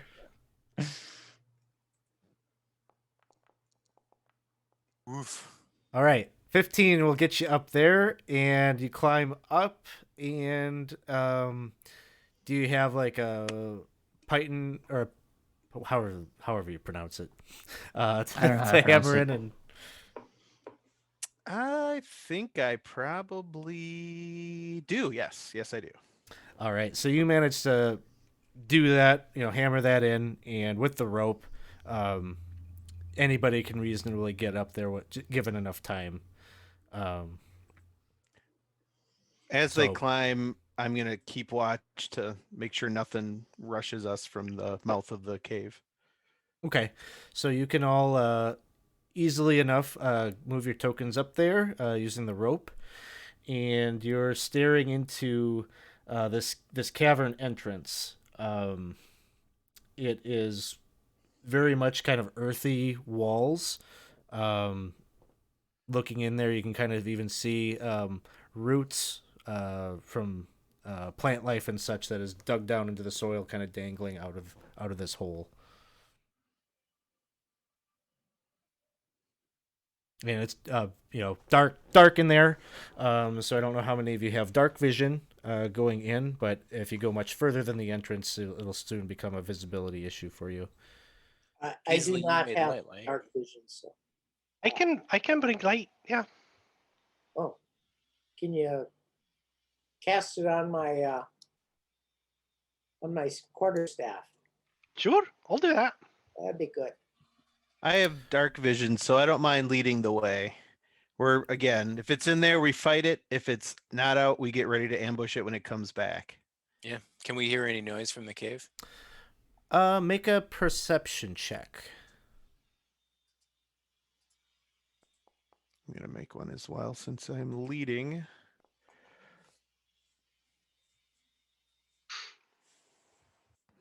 It is quiet. The stillness to the air. Perfect. We can set an ambush. I'm just gonna stroll in very calmly. I mean, not confidently. What are we walking on, Alex? Okay, yeah, moving forward. Crunch, crunch, crunch. So as you kind of turn the corner there, and Shay, you're leading the way. Um, as you hear the first couple of steps forward, and you hear this crunching, munching sound underneath your feet, you're looking down at all sorts of bone material that is piled up here. You get the sense, actually, that this cavern, like the tunnel, the natural formation of the tunnel, would be dipping down, but it is filled with so much debris here that it basically more or less keeps you kind of level elevation wise as you're moving forward. And it's difficult terrain. Your feet are kind of slipping through and kind of falling into this bone material. Not so much that you're getting buried in it, but maybe at most like a foot or so. I'm gonna tap Shay on the shoulder. Be like, Shay, this tunnel seems pretty narrow. Do you think we run risk of having trouble fighting this thing if we run into it? Well, it looks I can't really see too much farther ahead, but I feel like we don't have much of a choice but to see what's in here, and hopefully we can spread out farther in. Otherwise, I have a shield, and maybe you guys can do some attacks over my shoulder. Worst case scenario. Okay. I can throw bones at it. No shortage of those. A short joke. It's okay if it is. So I don't Shay, get it. you're moving further, and at this point, you're kind of seeing that the cavern is opening up into a larger chamber, and the bone material seems like it's kind of levels out and ends there. Do I see any signs of life in the interior here in this cavern? So you're all doing your. I'm not going to have you do stealth checks because you don't see anything as you peek in there, but it would have been very difficult had it been in here to stealth in here because of all the noise that you're likely making, even as you try to take care. But as you turn the corner there and you look into what must be its lair, you can see to the north a massive nest of twigs and leaves and feathers. Those that look very much like those that you, Absalom, you took from Burn. And there's... See an egg? Ooh, if only we had the equivalent of a luck check, but no, there is no egg resting in the nest. But yeah, otherwise the cavern is relatively barren. There are maybe some bits of recent kills, elk and deer and such that are sort of very much kind of picked over and more or less just bones and the pieces that it didn't want to eat, and it'll likely end up in that tunnel here in short order. But it is not home. Hey, everyone, Teasley, Absalom, come down this way so it won't see you when it's coming in through the tunnel. As soon as it comes in, I can block it here, and then the rest of you can attack it from the sides. Well, that's a plan. Seems reasonable. Do you think it'll come in here? Do you think it'll like smell us and get scared or something? I think if it smells us, it's probably going to come in regardless to try to protect its lair. So True, I it think does seem either pretty aggressive. I think have an either way. idea. If we all get close to the wall, I can use an illusion to hide us. Ooh, nice. That's a good idea. Can you hide our smell? No. Can you make What a does smell? DM, what does the nest look like? Would, say, a gnome-sized creature be able to hide like under some of the nest to get a surprise attack in there? We could dress you up. Good thing there's no gnomes here. Maybe not inside the nest. Maybe it would be a poor place to hide, but you could certainly kind of wedge yourself sort of behind it. And so, yeah, absolutely, a small creature. What about a could do that. halfling? Could a halfling fit? Yeah, sure. You could dress you up like its baby. Okay, hope I that like was a that joke. idea. That's funny. Yeah, you'll be dying laughing, however, when it fails. We have your baby. Roar, hoot.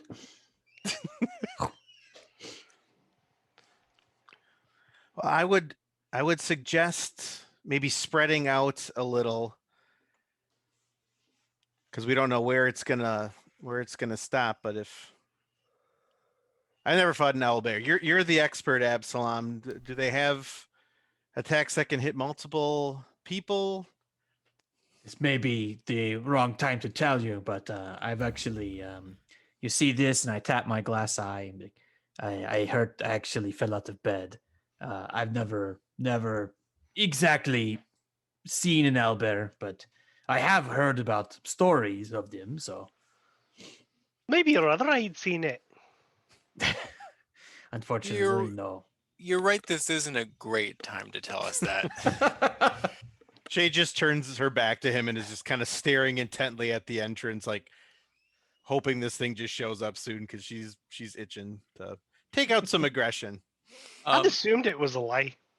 I'm gonna like smash boy. myself against the wall over here, Okay. so we can kind of block the door from either side. Nice, good call. I'm going to drop a minor illusion here, a 5-foot cube, forced perspective of this area of this southwestern corner without any people in it. Okay. Wow. It's like labyrinth. So once they move past the 5 feet, it won't do anything. It'll only look from the door like there's nobody in here. All right. So you all are kind of going to be sort of positioned behind that. Is that the plan? Yeah, It's my I got plan. both my weapons out. All right. Stake out. Now we wait. And now you wait. Let's see. If we survive, I'll have a real owlbear story I can tell. Yeah, but your fake one's probably better. Well, I can embellish this one a bit. I believe you. Oh, You God. wait 6 hours patiently. Oh my gosh. And Galileo has kind of dozed off a little bit. oh, good. Do we get a short rest? Yeah. Actually. Some of you actually maybe could use that. Yeah, So for absolutely. sure. Thank you, kind man.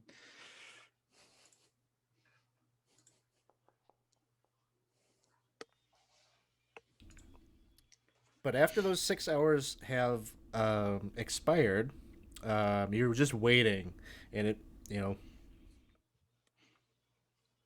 conversation about, is it nocturnal? What's taking so long? I don't know. But at some point at the 6th hour of waiting, you hear that same crunchy bone material that you went through, and it sounds like something's walking through it. I'm Shay is gonna thinking, refresh please my don't be a illusion. squirrel. Please don't be a squirrel. Please don't be a squirrel.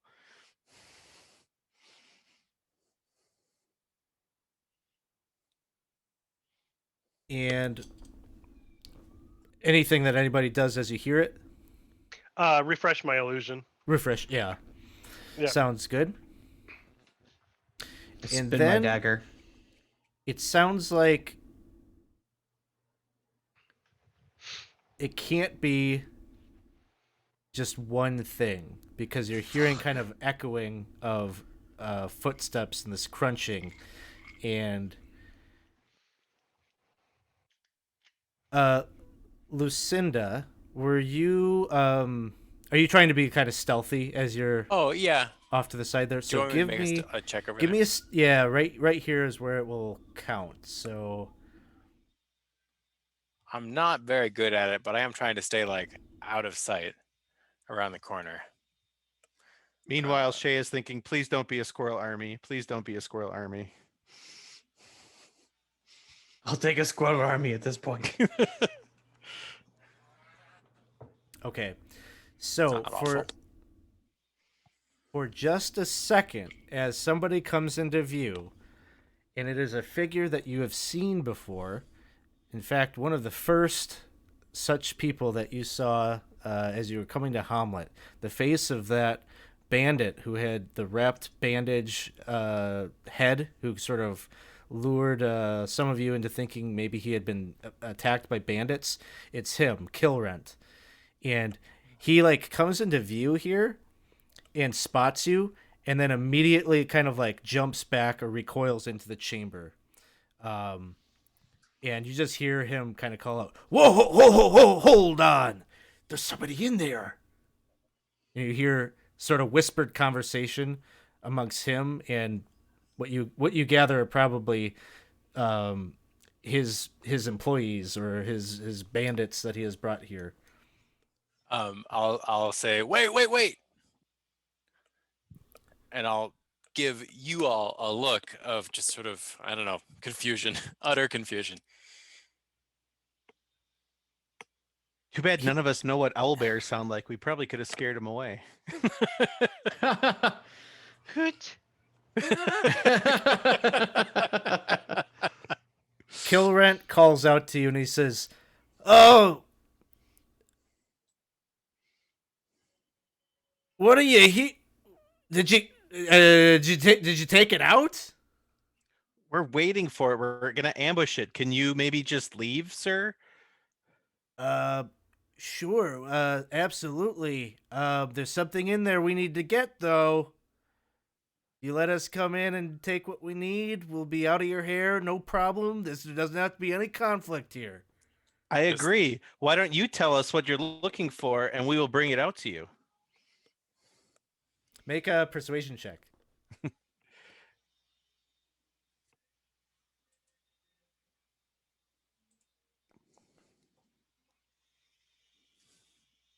Okay, he says, "Okay, that sounds fair. Towards the back of the cavern, there's a boulder.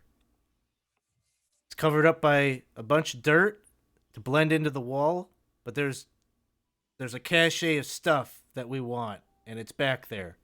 If you bring that out to us, there's no trouble here. We'll leave you alone. We'll be out of your hair." I'm gonna go look for that boulder. Yeah, she was gonna ask him to anyway. She's like turns and he's walking away. So Make a perception check at advantage. All right. I'm gonna whisper to Shay, "Are we gonna ambush him?" I guess it depends on what the stuff is. I want to ambush him.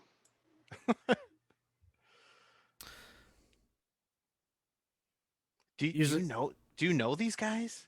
Yeah, they're highwaymen. Oh, They attacked us on the road. But I bet we could get away without fighting him again. If we don't want to fight them. I can be Absalom, pretty intimidating. Yeah. you move that boulder out of the way there, and you're looking into a smaller little cavern that is filled to the brim with stuff. There's probably a dozen 20-gallon casks, crates, and a number of, well, no, one. There's one. It sort of looks like almost like a pine wooden box, like almost like a coffin, like a really cheap looking coffin. Well, I open it. You go in, pop the lid off of that, and there are 15 copper ingots that line the crate. It's just a larger crate with straw in the bottom of it. How heavy are copper ingots? 15 of them probably pretty heavy. But if you How grab heavy are, one, like 2 or 3. yeah, You see where I'm going with this? yeah.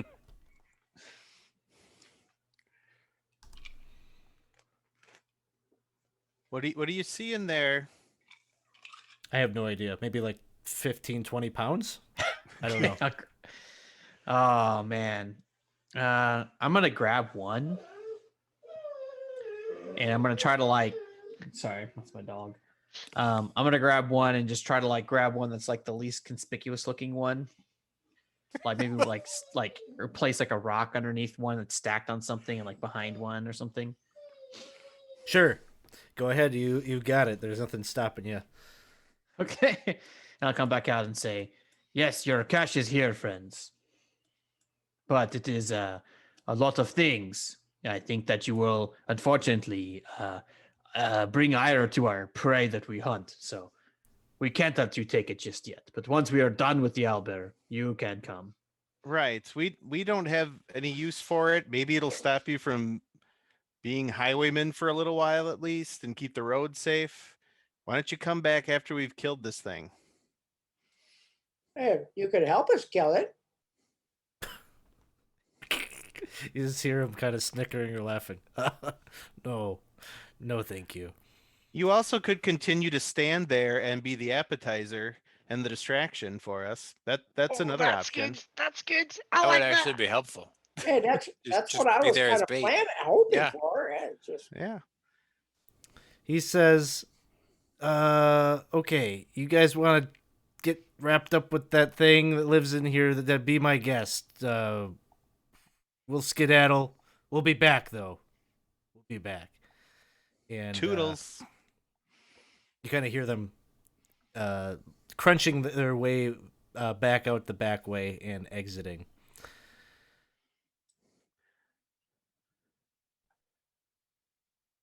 Does someone want to hide in there? Does So it make sense to have another place to jump out of or no? Well, that is an That's even better probably hiding good. spot. Yeah. there's also lots of things in there. I just saying, in case anyone wants to grab one or two. What things? You didn't really tell us what you saw in there. You said a cache of a lot of things. There are some copper ingots. There are some buckets. Barrels of things. I don't know. I tap my eye.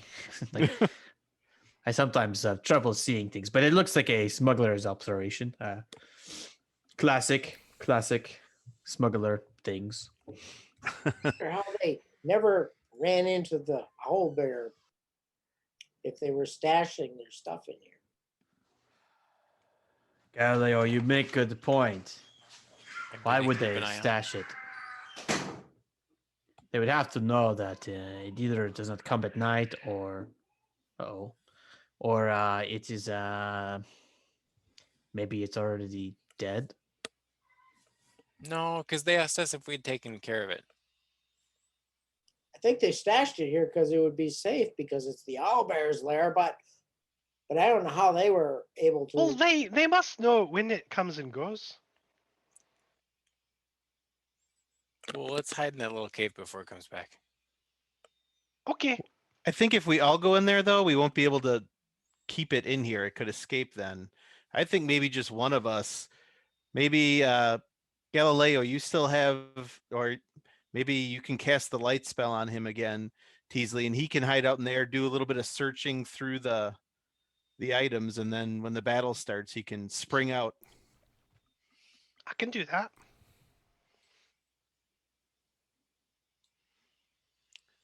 What do you say, Galileo? You wanna hide in that cove over there, that little cubby? Oh yeah, I'd like to do that.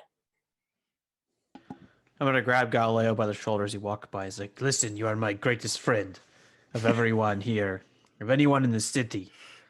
And I point to the potion in my pouch. If I get knocked unconscious, use this potion on me.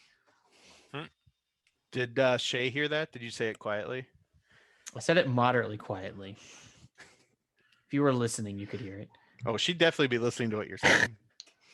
Mr. Lies about slaying owl bears. All right. So who's going in the hidden cache nook? I think just Galileo. Yeah, just Galileo with a light spell. Okay. So we can see. So just to be clear about things, are you going in there and putting the boulder back to obscure your, to be hidden in there? Oh, How big is it? Can I easily move the boulder myself? It would take an action. Just partially in front to obscure a little bit, but leave enough of it out that I can just, squeeze through or shoot arrows or. Okay. So you're kind of closing it so that there's like a gap there of about maybe like 3 feet or so. So you can shoot arrows out of it, okay, but it'll be enough of a barrier that the owlbear wouldn't be able to come in after you. Yeah. Okay, sounds good. So you're back there. Everything else about the plan staying the same. Illusion spell up. Lucinda, you're kind of the eyes on the tunnel on the other side of that. Sure. Lucinda, do you think maybe he'll see you like the I think the bandit might have seen you. Yeah. I gotta like hide over here. Or I could just come with you. All right. So you're all behind Sure. the illusion spell. So, another 3 hours pass. Fake out. And suddenly you start to hear the crunching Have I of the mentioned that I bone. hate this? And whatever it is getting closer. It sort of sounds like it's probably something on all fours, and a large creature. You feel that the owlbear is drawing in. It will refresh the illusion. Shay whispers to Teasley, "Douse the lights until we're ready to strike." They're behind the illusion. Yeah, but isn't your light spell on It's on Galileo. It's in the other room. right, but he said he wasn't closing it tight, so there'd be like light leaking out. Yeah, I'll dismiss the spell.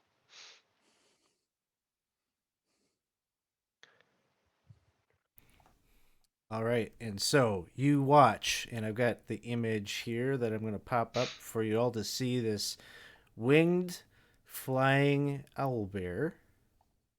Oh my god.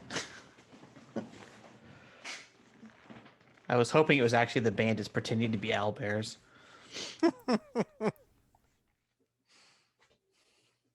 So you Out in their see hidden this owlbear costume. monstrous-looking creature with wings, kind of more like legitimate wings that are like, it's not just its arms that are kind of wing-like. It actually has like wings that almost drape down, like that covers its back, and it's got its ferocious claws. It's down on all fours as it's coming in to the lair here.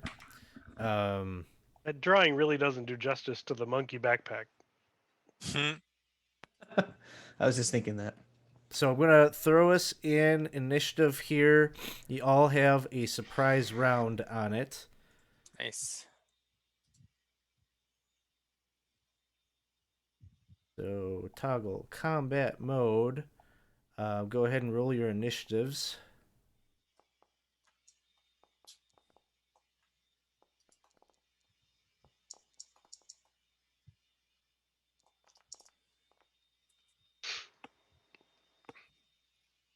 And if anybody doesn't know it, if you the button to the right column in the chat is the combat tracker, and if you right click on the little fist icon, it pops it out so you can move it around.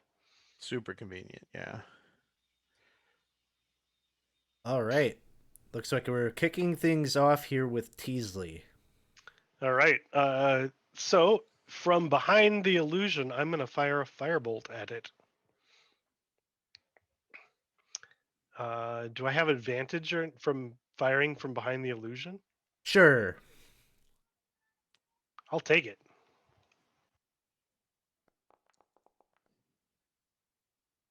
All right, you hit.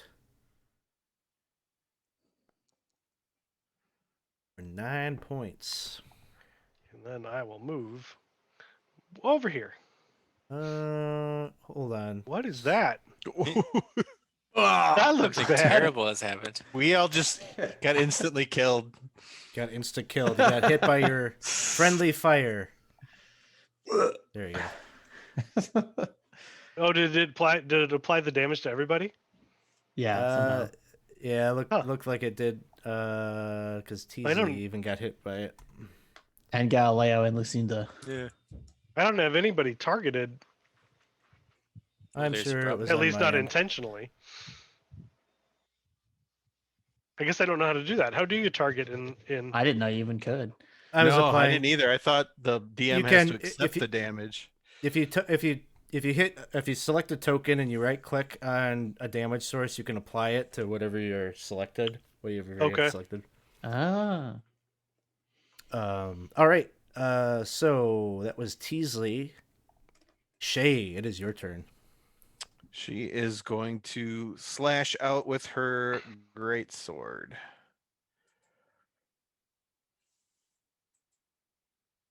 Just a normal roll or with advantage? Um, I'll give you advantage more or less from the surprise round. I don't know that what. Yeah.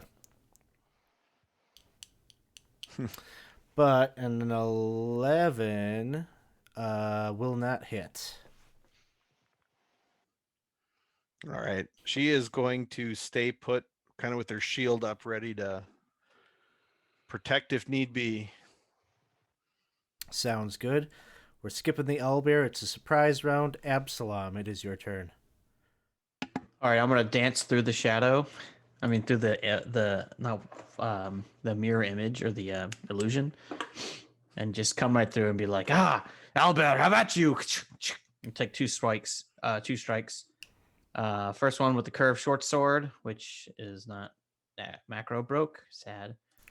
So this will be an attack. Oh, there's a 10 hit. Wait a minute. Oh, it was a 6 +2. It does not. All right, and then I'll turn around with my not cursed dagger. And does a 24 hit. It Nice. does. All right, so here comes the damage from the dagger. And that'll you be have sneak attack too. Yep, and then sneak attack. 6, so that's 11 points. Nice. Nice hit. Well played. Right into its side. So, quick question on the dagger though. Is it +2/+2 or is it just Oh, plus good 2? catch. Nope, it should just be +2. Yeah, Okay. thanks. I forgot to subtract. So it should be 3 damage. So let's see, 9 total. Yeah, 9 total. It's +2 from the dagger, but I don't get the bonus. I gotta make a macro for that. Nice swing with the dagger. You definitely cut into some muscle tissue as it's caught unaware, and the thing is just kind of roaring, and you can see he's startled and shocked a bit. It's almost dead. We have it. Lucinda. I don't think that's true. I'm gonna move up here around to the other side of Absalom, and I'll take a chop at that thing. All right, Plus- you got advantage. Yeah.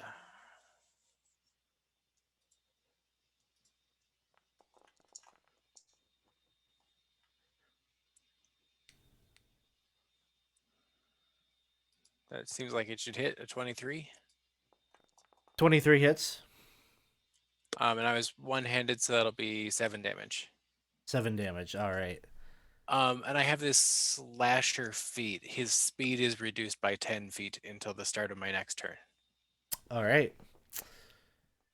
Nice. Yeah, you go and you like slash at one of its back legs and give it a grievous wound there. Next up, Galileo from the relative safety of cover. You're muted. A question about ice knife. Since the owlbear is a large creature and it's taking up more than just the 5-foot square, if I cast ice knife and cast it toward rear end of the owl bear, would I avoid? I'm gonna say no because the passageway is tight enough that you really don't. You probably can't angle it that way. All right. Then I'm just going to fire my my short bow at it. Then.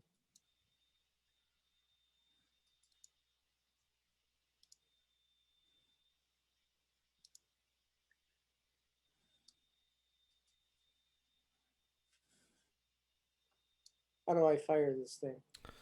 Hover over the icon until it looks like the D20, and then click that.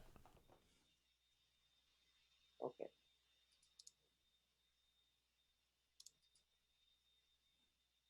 Then you hit attack on the chat.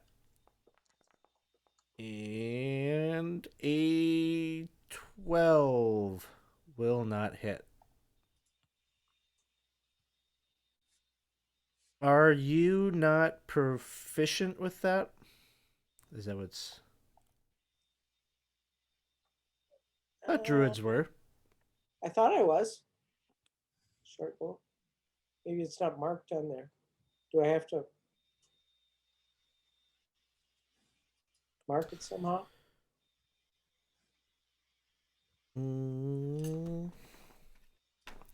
Just want to double check that to confirm, because if you're proficient, it'll hit. They are not proficient with short bows. Okay, maybe I'm Well, just but I don't thinking- know if furbolgs are though. If they get like a bonus, Furbolgs probably aren't. Okay. it's a limited list. It's kind of like a wizard. You get like clubs, daggers, darts, javelins, mace, quarterstaff, scimitar, sickle, slings, spears, but not short bow. Yeah. All right. Sorry, that one misses. All right. I'm going to cast Shillelagh as a bonus action, and then come out. Save me, Alright. Galileo. All right, that brings us back to the top. We're out of the surprise round. Teasley, it is your turn. All right, at this point, I think the illusion is not doing anything. I will let it stay there, though. And then I will firebolt it again. I can remember how to do it. There we go.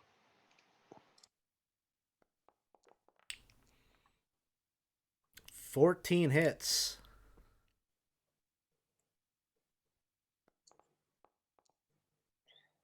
And 5 points of damage.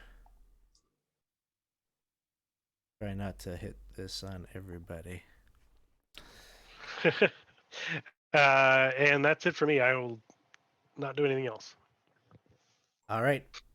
Next up, Shay. Great sword. That's pretty great. I'm gonna reroll. I'm gonna use my reroll if that's okay. Absolutely. All right. Got to remember that I have that. 14 will hit. All right.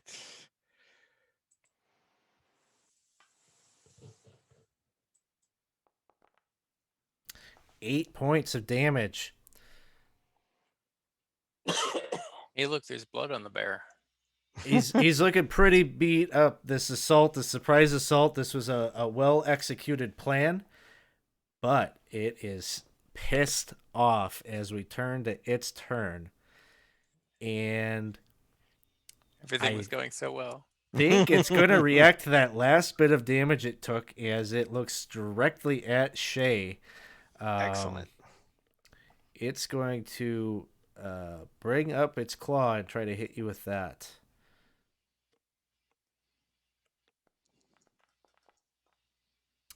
That is a 10. I have a reroll. Oh no! Well played.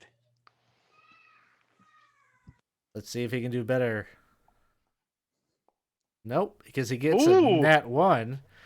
We got to roll a d6, see if that's a fumble. Oh no, he dropped his foot. It's not a extra fumble, but it's a miss. And then he kind of dodge out of the way as the claw comes forward, and then he just moves his beak straight forward like a spear into your chest and tries to hit you that way.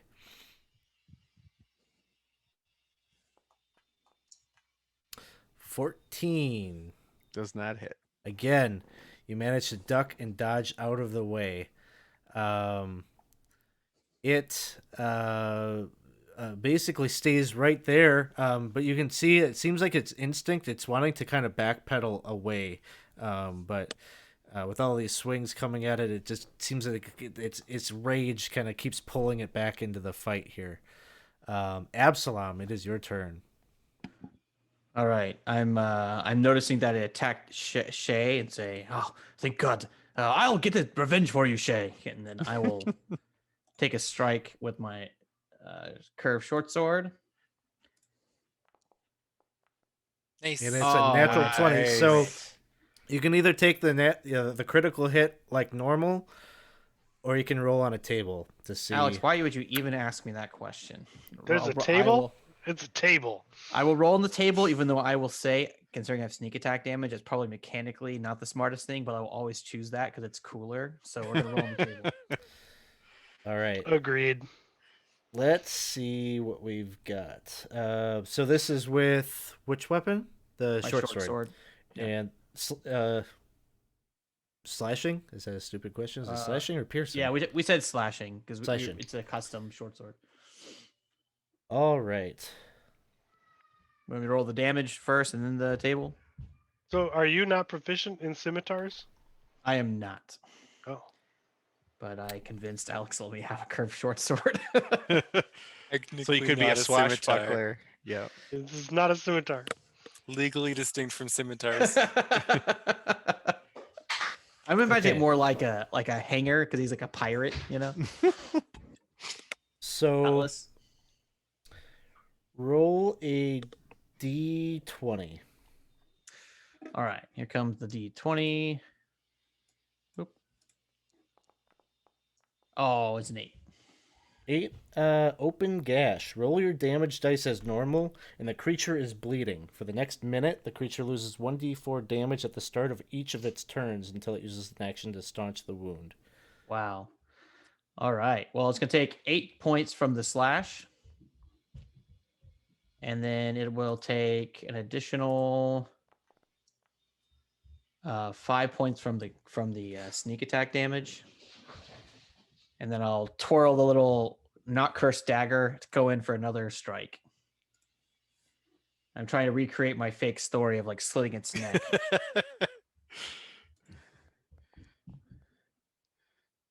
Oh, and I missed. The 12 will miss, but I think with the curved short sword, I think that's what happens is you kind of open up its jugular and it's Yeah. just bleeding out from its neck, and it's on borrowed time at this point. Lucinda, it is your turn. Finish him. Yeah, I'll see if I can do it. I'll give him a chop with my longsword.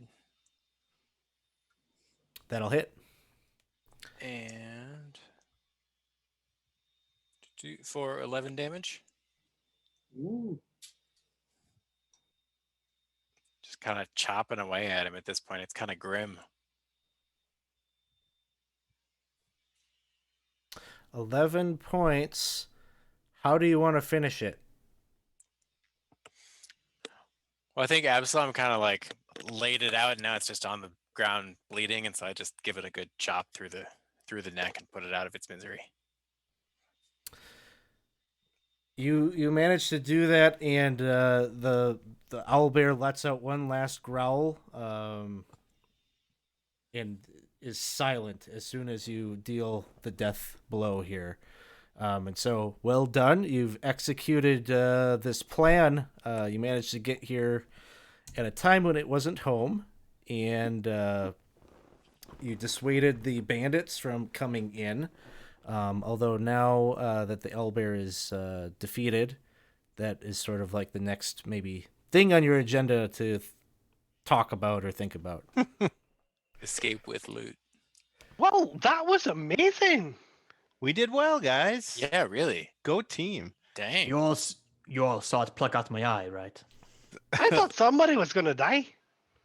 Oh, for sure. It was a herring. Several of us were almost killed. It was. You should have seen what happened to Shay. I Well, did. She I'm just glad kind of to- holds her shield up like, I blocked its beak. No, It was- I did see that.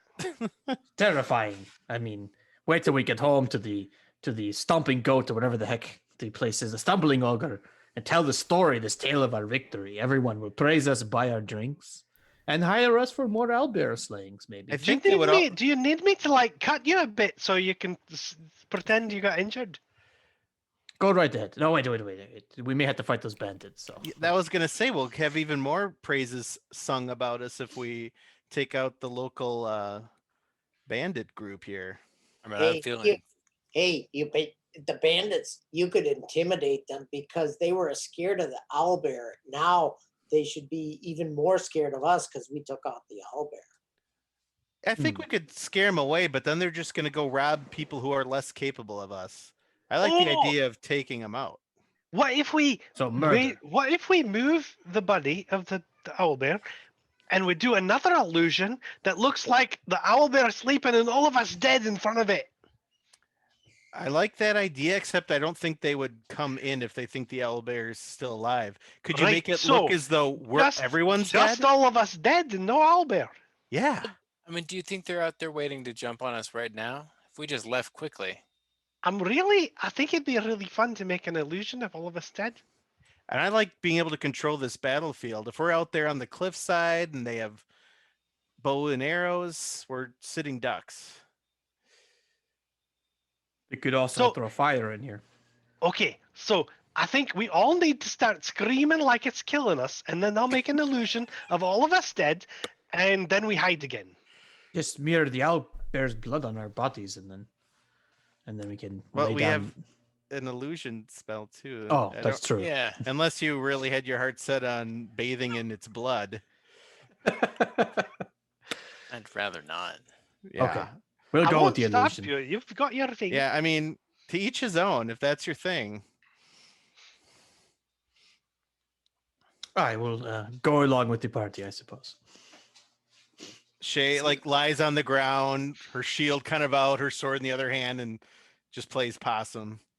Oh, that's Sure. good. That's helpful. I'm game. So your plan is you're playing dead in here? Is that what's happening? Yep. We're gonna Okay. pretend it killed us and we killed it, so they come in and then we attack them.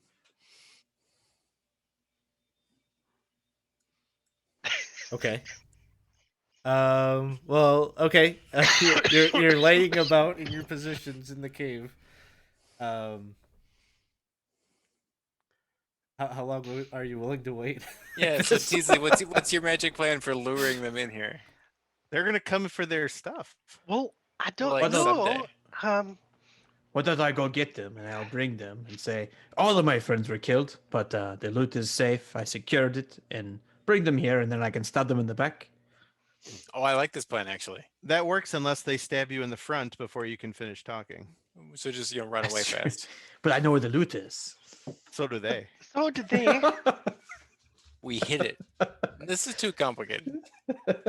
They'll come eventually.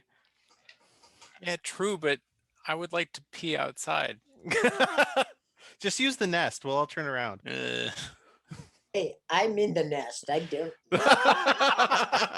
Then we're all in a cave with it. Well, let's maybe. I mean, right now is it night, DM? Because yeah, Yeah, at this point you're probably pushing exhaustion because it's midnight and if you're going to try to push yourself to continue to stay awake to allow this ruse to take place and you have no indication when they might drop back in. well, why don't we, keep someone on watch? Like keep someone on watch, but otherwise we'll just take a long rest in here. We're safe. Yeah, it seems like a great plan. That seems fair to me. If they come while we're resting. I can I'm take going to first take a watch. trophy. Oh, that's why I chose the nest to. It looks quite warm.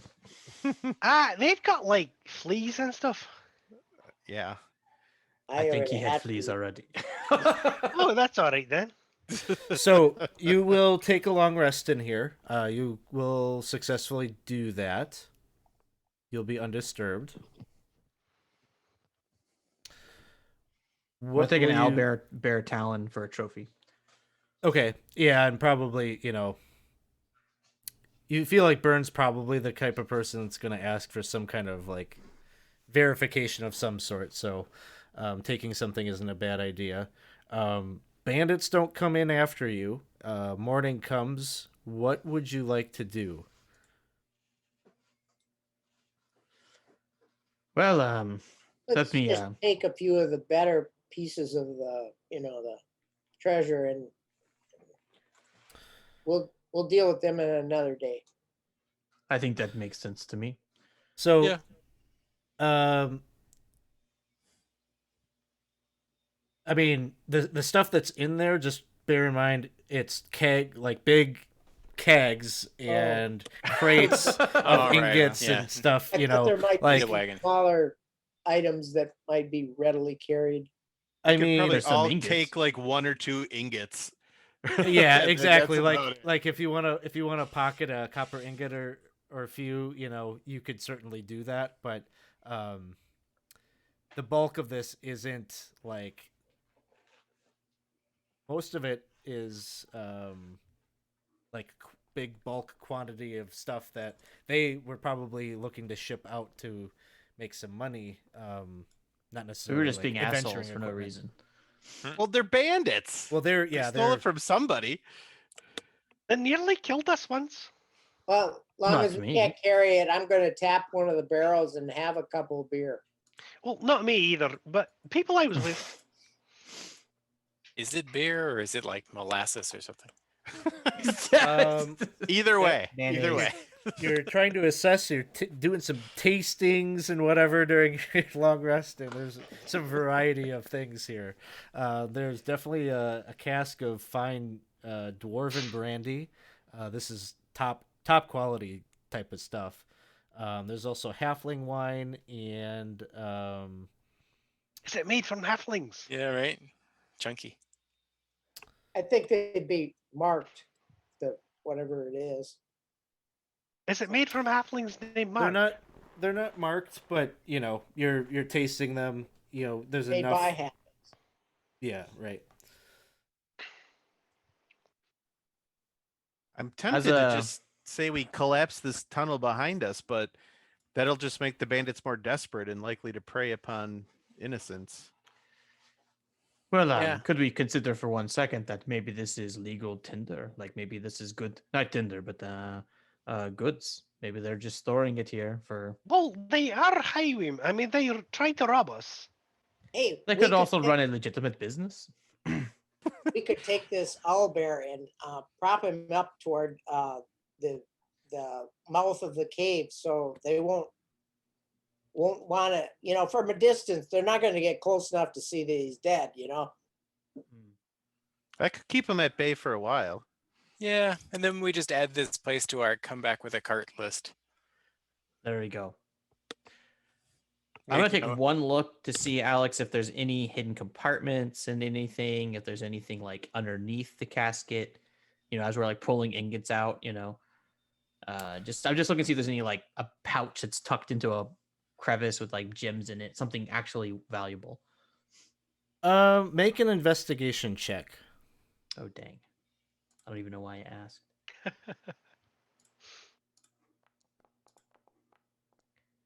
About 4. No, you feel around in all the crates for like false bottoms and stuff like that. Nothing like that. It all seems like pretty on the nose. These are just crates to send it off. Shale pockets a copper ingot and says, "Anti-castle faction." Fair enough. That bird guy seems a bit like an asshole anyways, right? Yeah, not a fan. All right. I think we go turn our owlbear in, get our money. All right. You leave the owlbear cave. You are not instantly ambushed or anything like that. More than likely, the bandits are probably further out, like watching and waiting for you to leave. They didn't seem like they were super eager. Killrent dealt with you guys before and probably regretted that first encounter. He didn't want to get into a second encounter with you.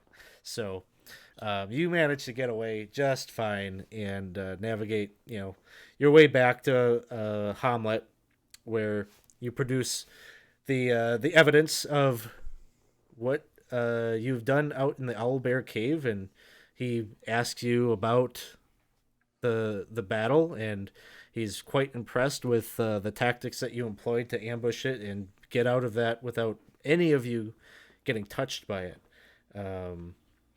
He'll probably profess to you that he was expecting maybe one of you wouldn't make it back, and so he's. I agree. Yeah, hard ve- agree. Yeah, very impressed with what you managed to do here. And whoa, Butterbree is welcoming some of our friends from Hey. Proficiency Bonus. Thanks for dropping by. We're just at the tail end of our session here. We're wrapping up. We just went on an owlbear hunt here tonight. So he pays you. He gives you the 50 gold each promised. And certainly you can head back to the Stumbling Ogre and share the story of these exploits. There's probably a number of people that would be very impressed with this there. But any I'm gonna try to tell a huge, like, embellished version of the story. We had 3 other party members who did die. It was gruesome. We all hung on by just the thinnest thread of fate kept us alive. But we managed to kill 3 owlbears. But now unfortunately we lost a lot of friends, and we could use the comfort of friends here.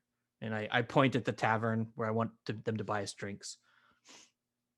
make a persuasion check to see if you can get this. If anyone will be telling. Yeah, absolutely. There's going to be some people that will fully believe this, especially those that have had a few already, and not even a problem to get a few rounds of free drinks here. Certainly, your celebrity for having brought Otis back is still kind of playing into that a little bit, but then you're leveraging that story and that heroism into this next tale to give that shine to these others that weren't on that quest. So big party, big celebration, and certainly people will be talking about this for days to come. At some point, Shay kind of ducks out and seeks out the old farmer or the old man, and to give him the copper ingot, and she says, "For the cause." Oh, is that the one that was at the beginning of the session? Yeah. Yeah. Okay.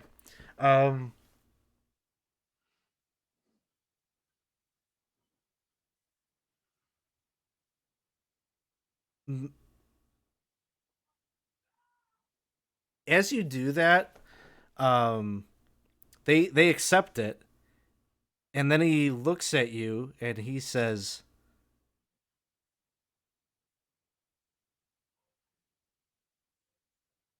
"You want to take this to the next level?" What did you have in mind? There's going to be a meeting. There's going to be a meeting in 3 days. Private room at the tavern. Just ask the barkeep. I'll vouch for you. All right. Sounds good. I'll be there. Maybe that's like a good little ending scene. Yeah. Little exciting. Cliffhanger. Dun, dun, dun. So thanks everyone for coming and hanging out with us here tonight. We're playing Temple of Elemental Evil. We got another quest under our belts. This is an open campaign, meaning that anybody in our community is more than welcome to sign up for games. And so the way to find your way into one of these games, probably the best way is just be in our Discord server so you can see when I post signups for the games. We've got one open seat this Monday at 7, and I think I've got 3 open seats currently for next Friday, the 11th. So there's definitely open seats. I always give our Patreon folks, I gotta give them the first crack at getting into the games. But after the interest there has expired, we let just about anyone else that's on the list come and join us for a game, prioritizing those that haven't had a chance to play for the month yet. So come and see that. If you want to support us on Patreon, we have that open as well. That's how you can get priority access for the games. Just jump in the Discord, get on the sign up list, and then I'll help you out with creating a character and jumping in. But with that, I think we will try to go and see if we can't toss a raid over to one of our friends here. Let's go and give a raid to...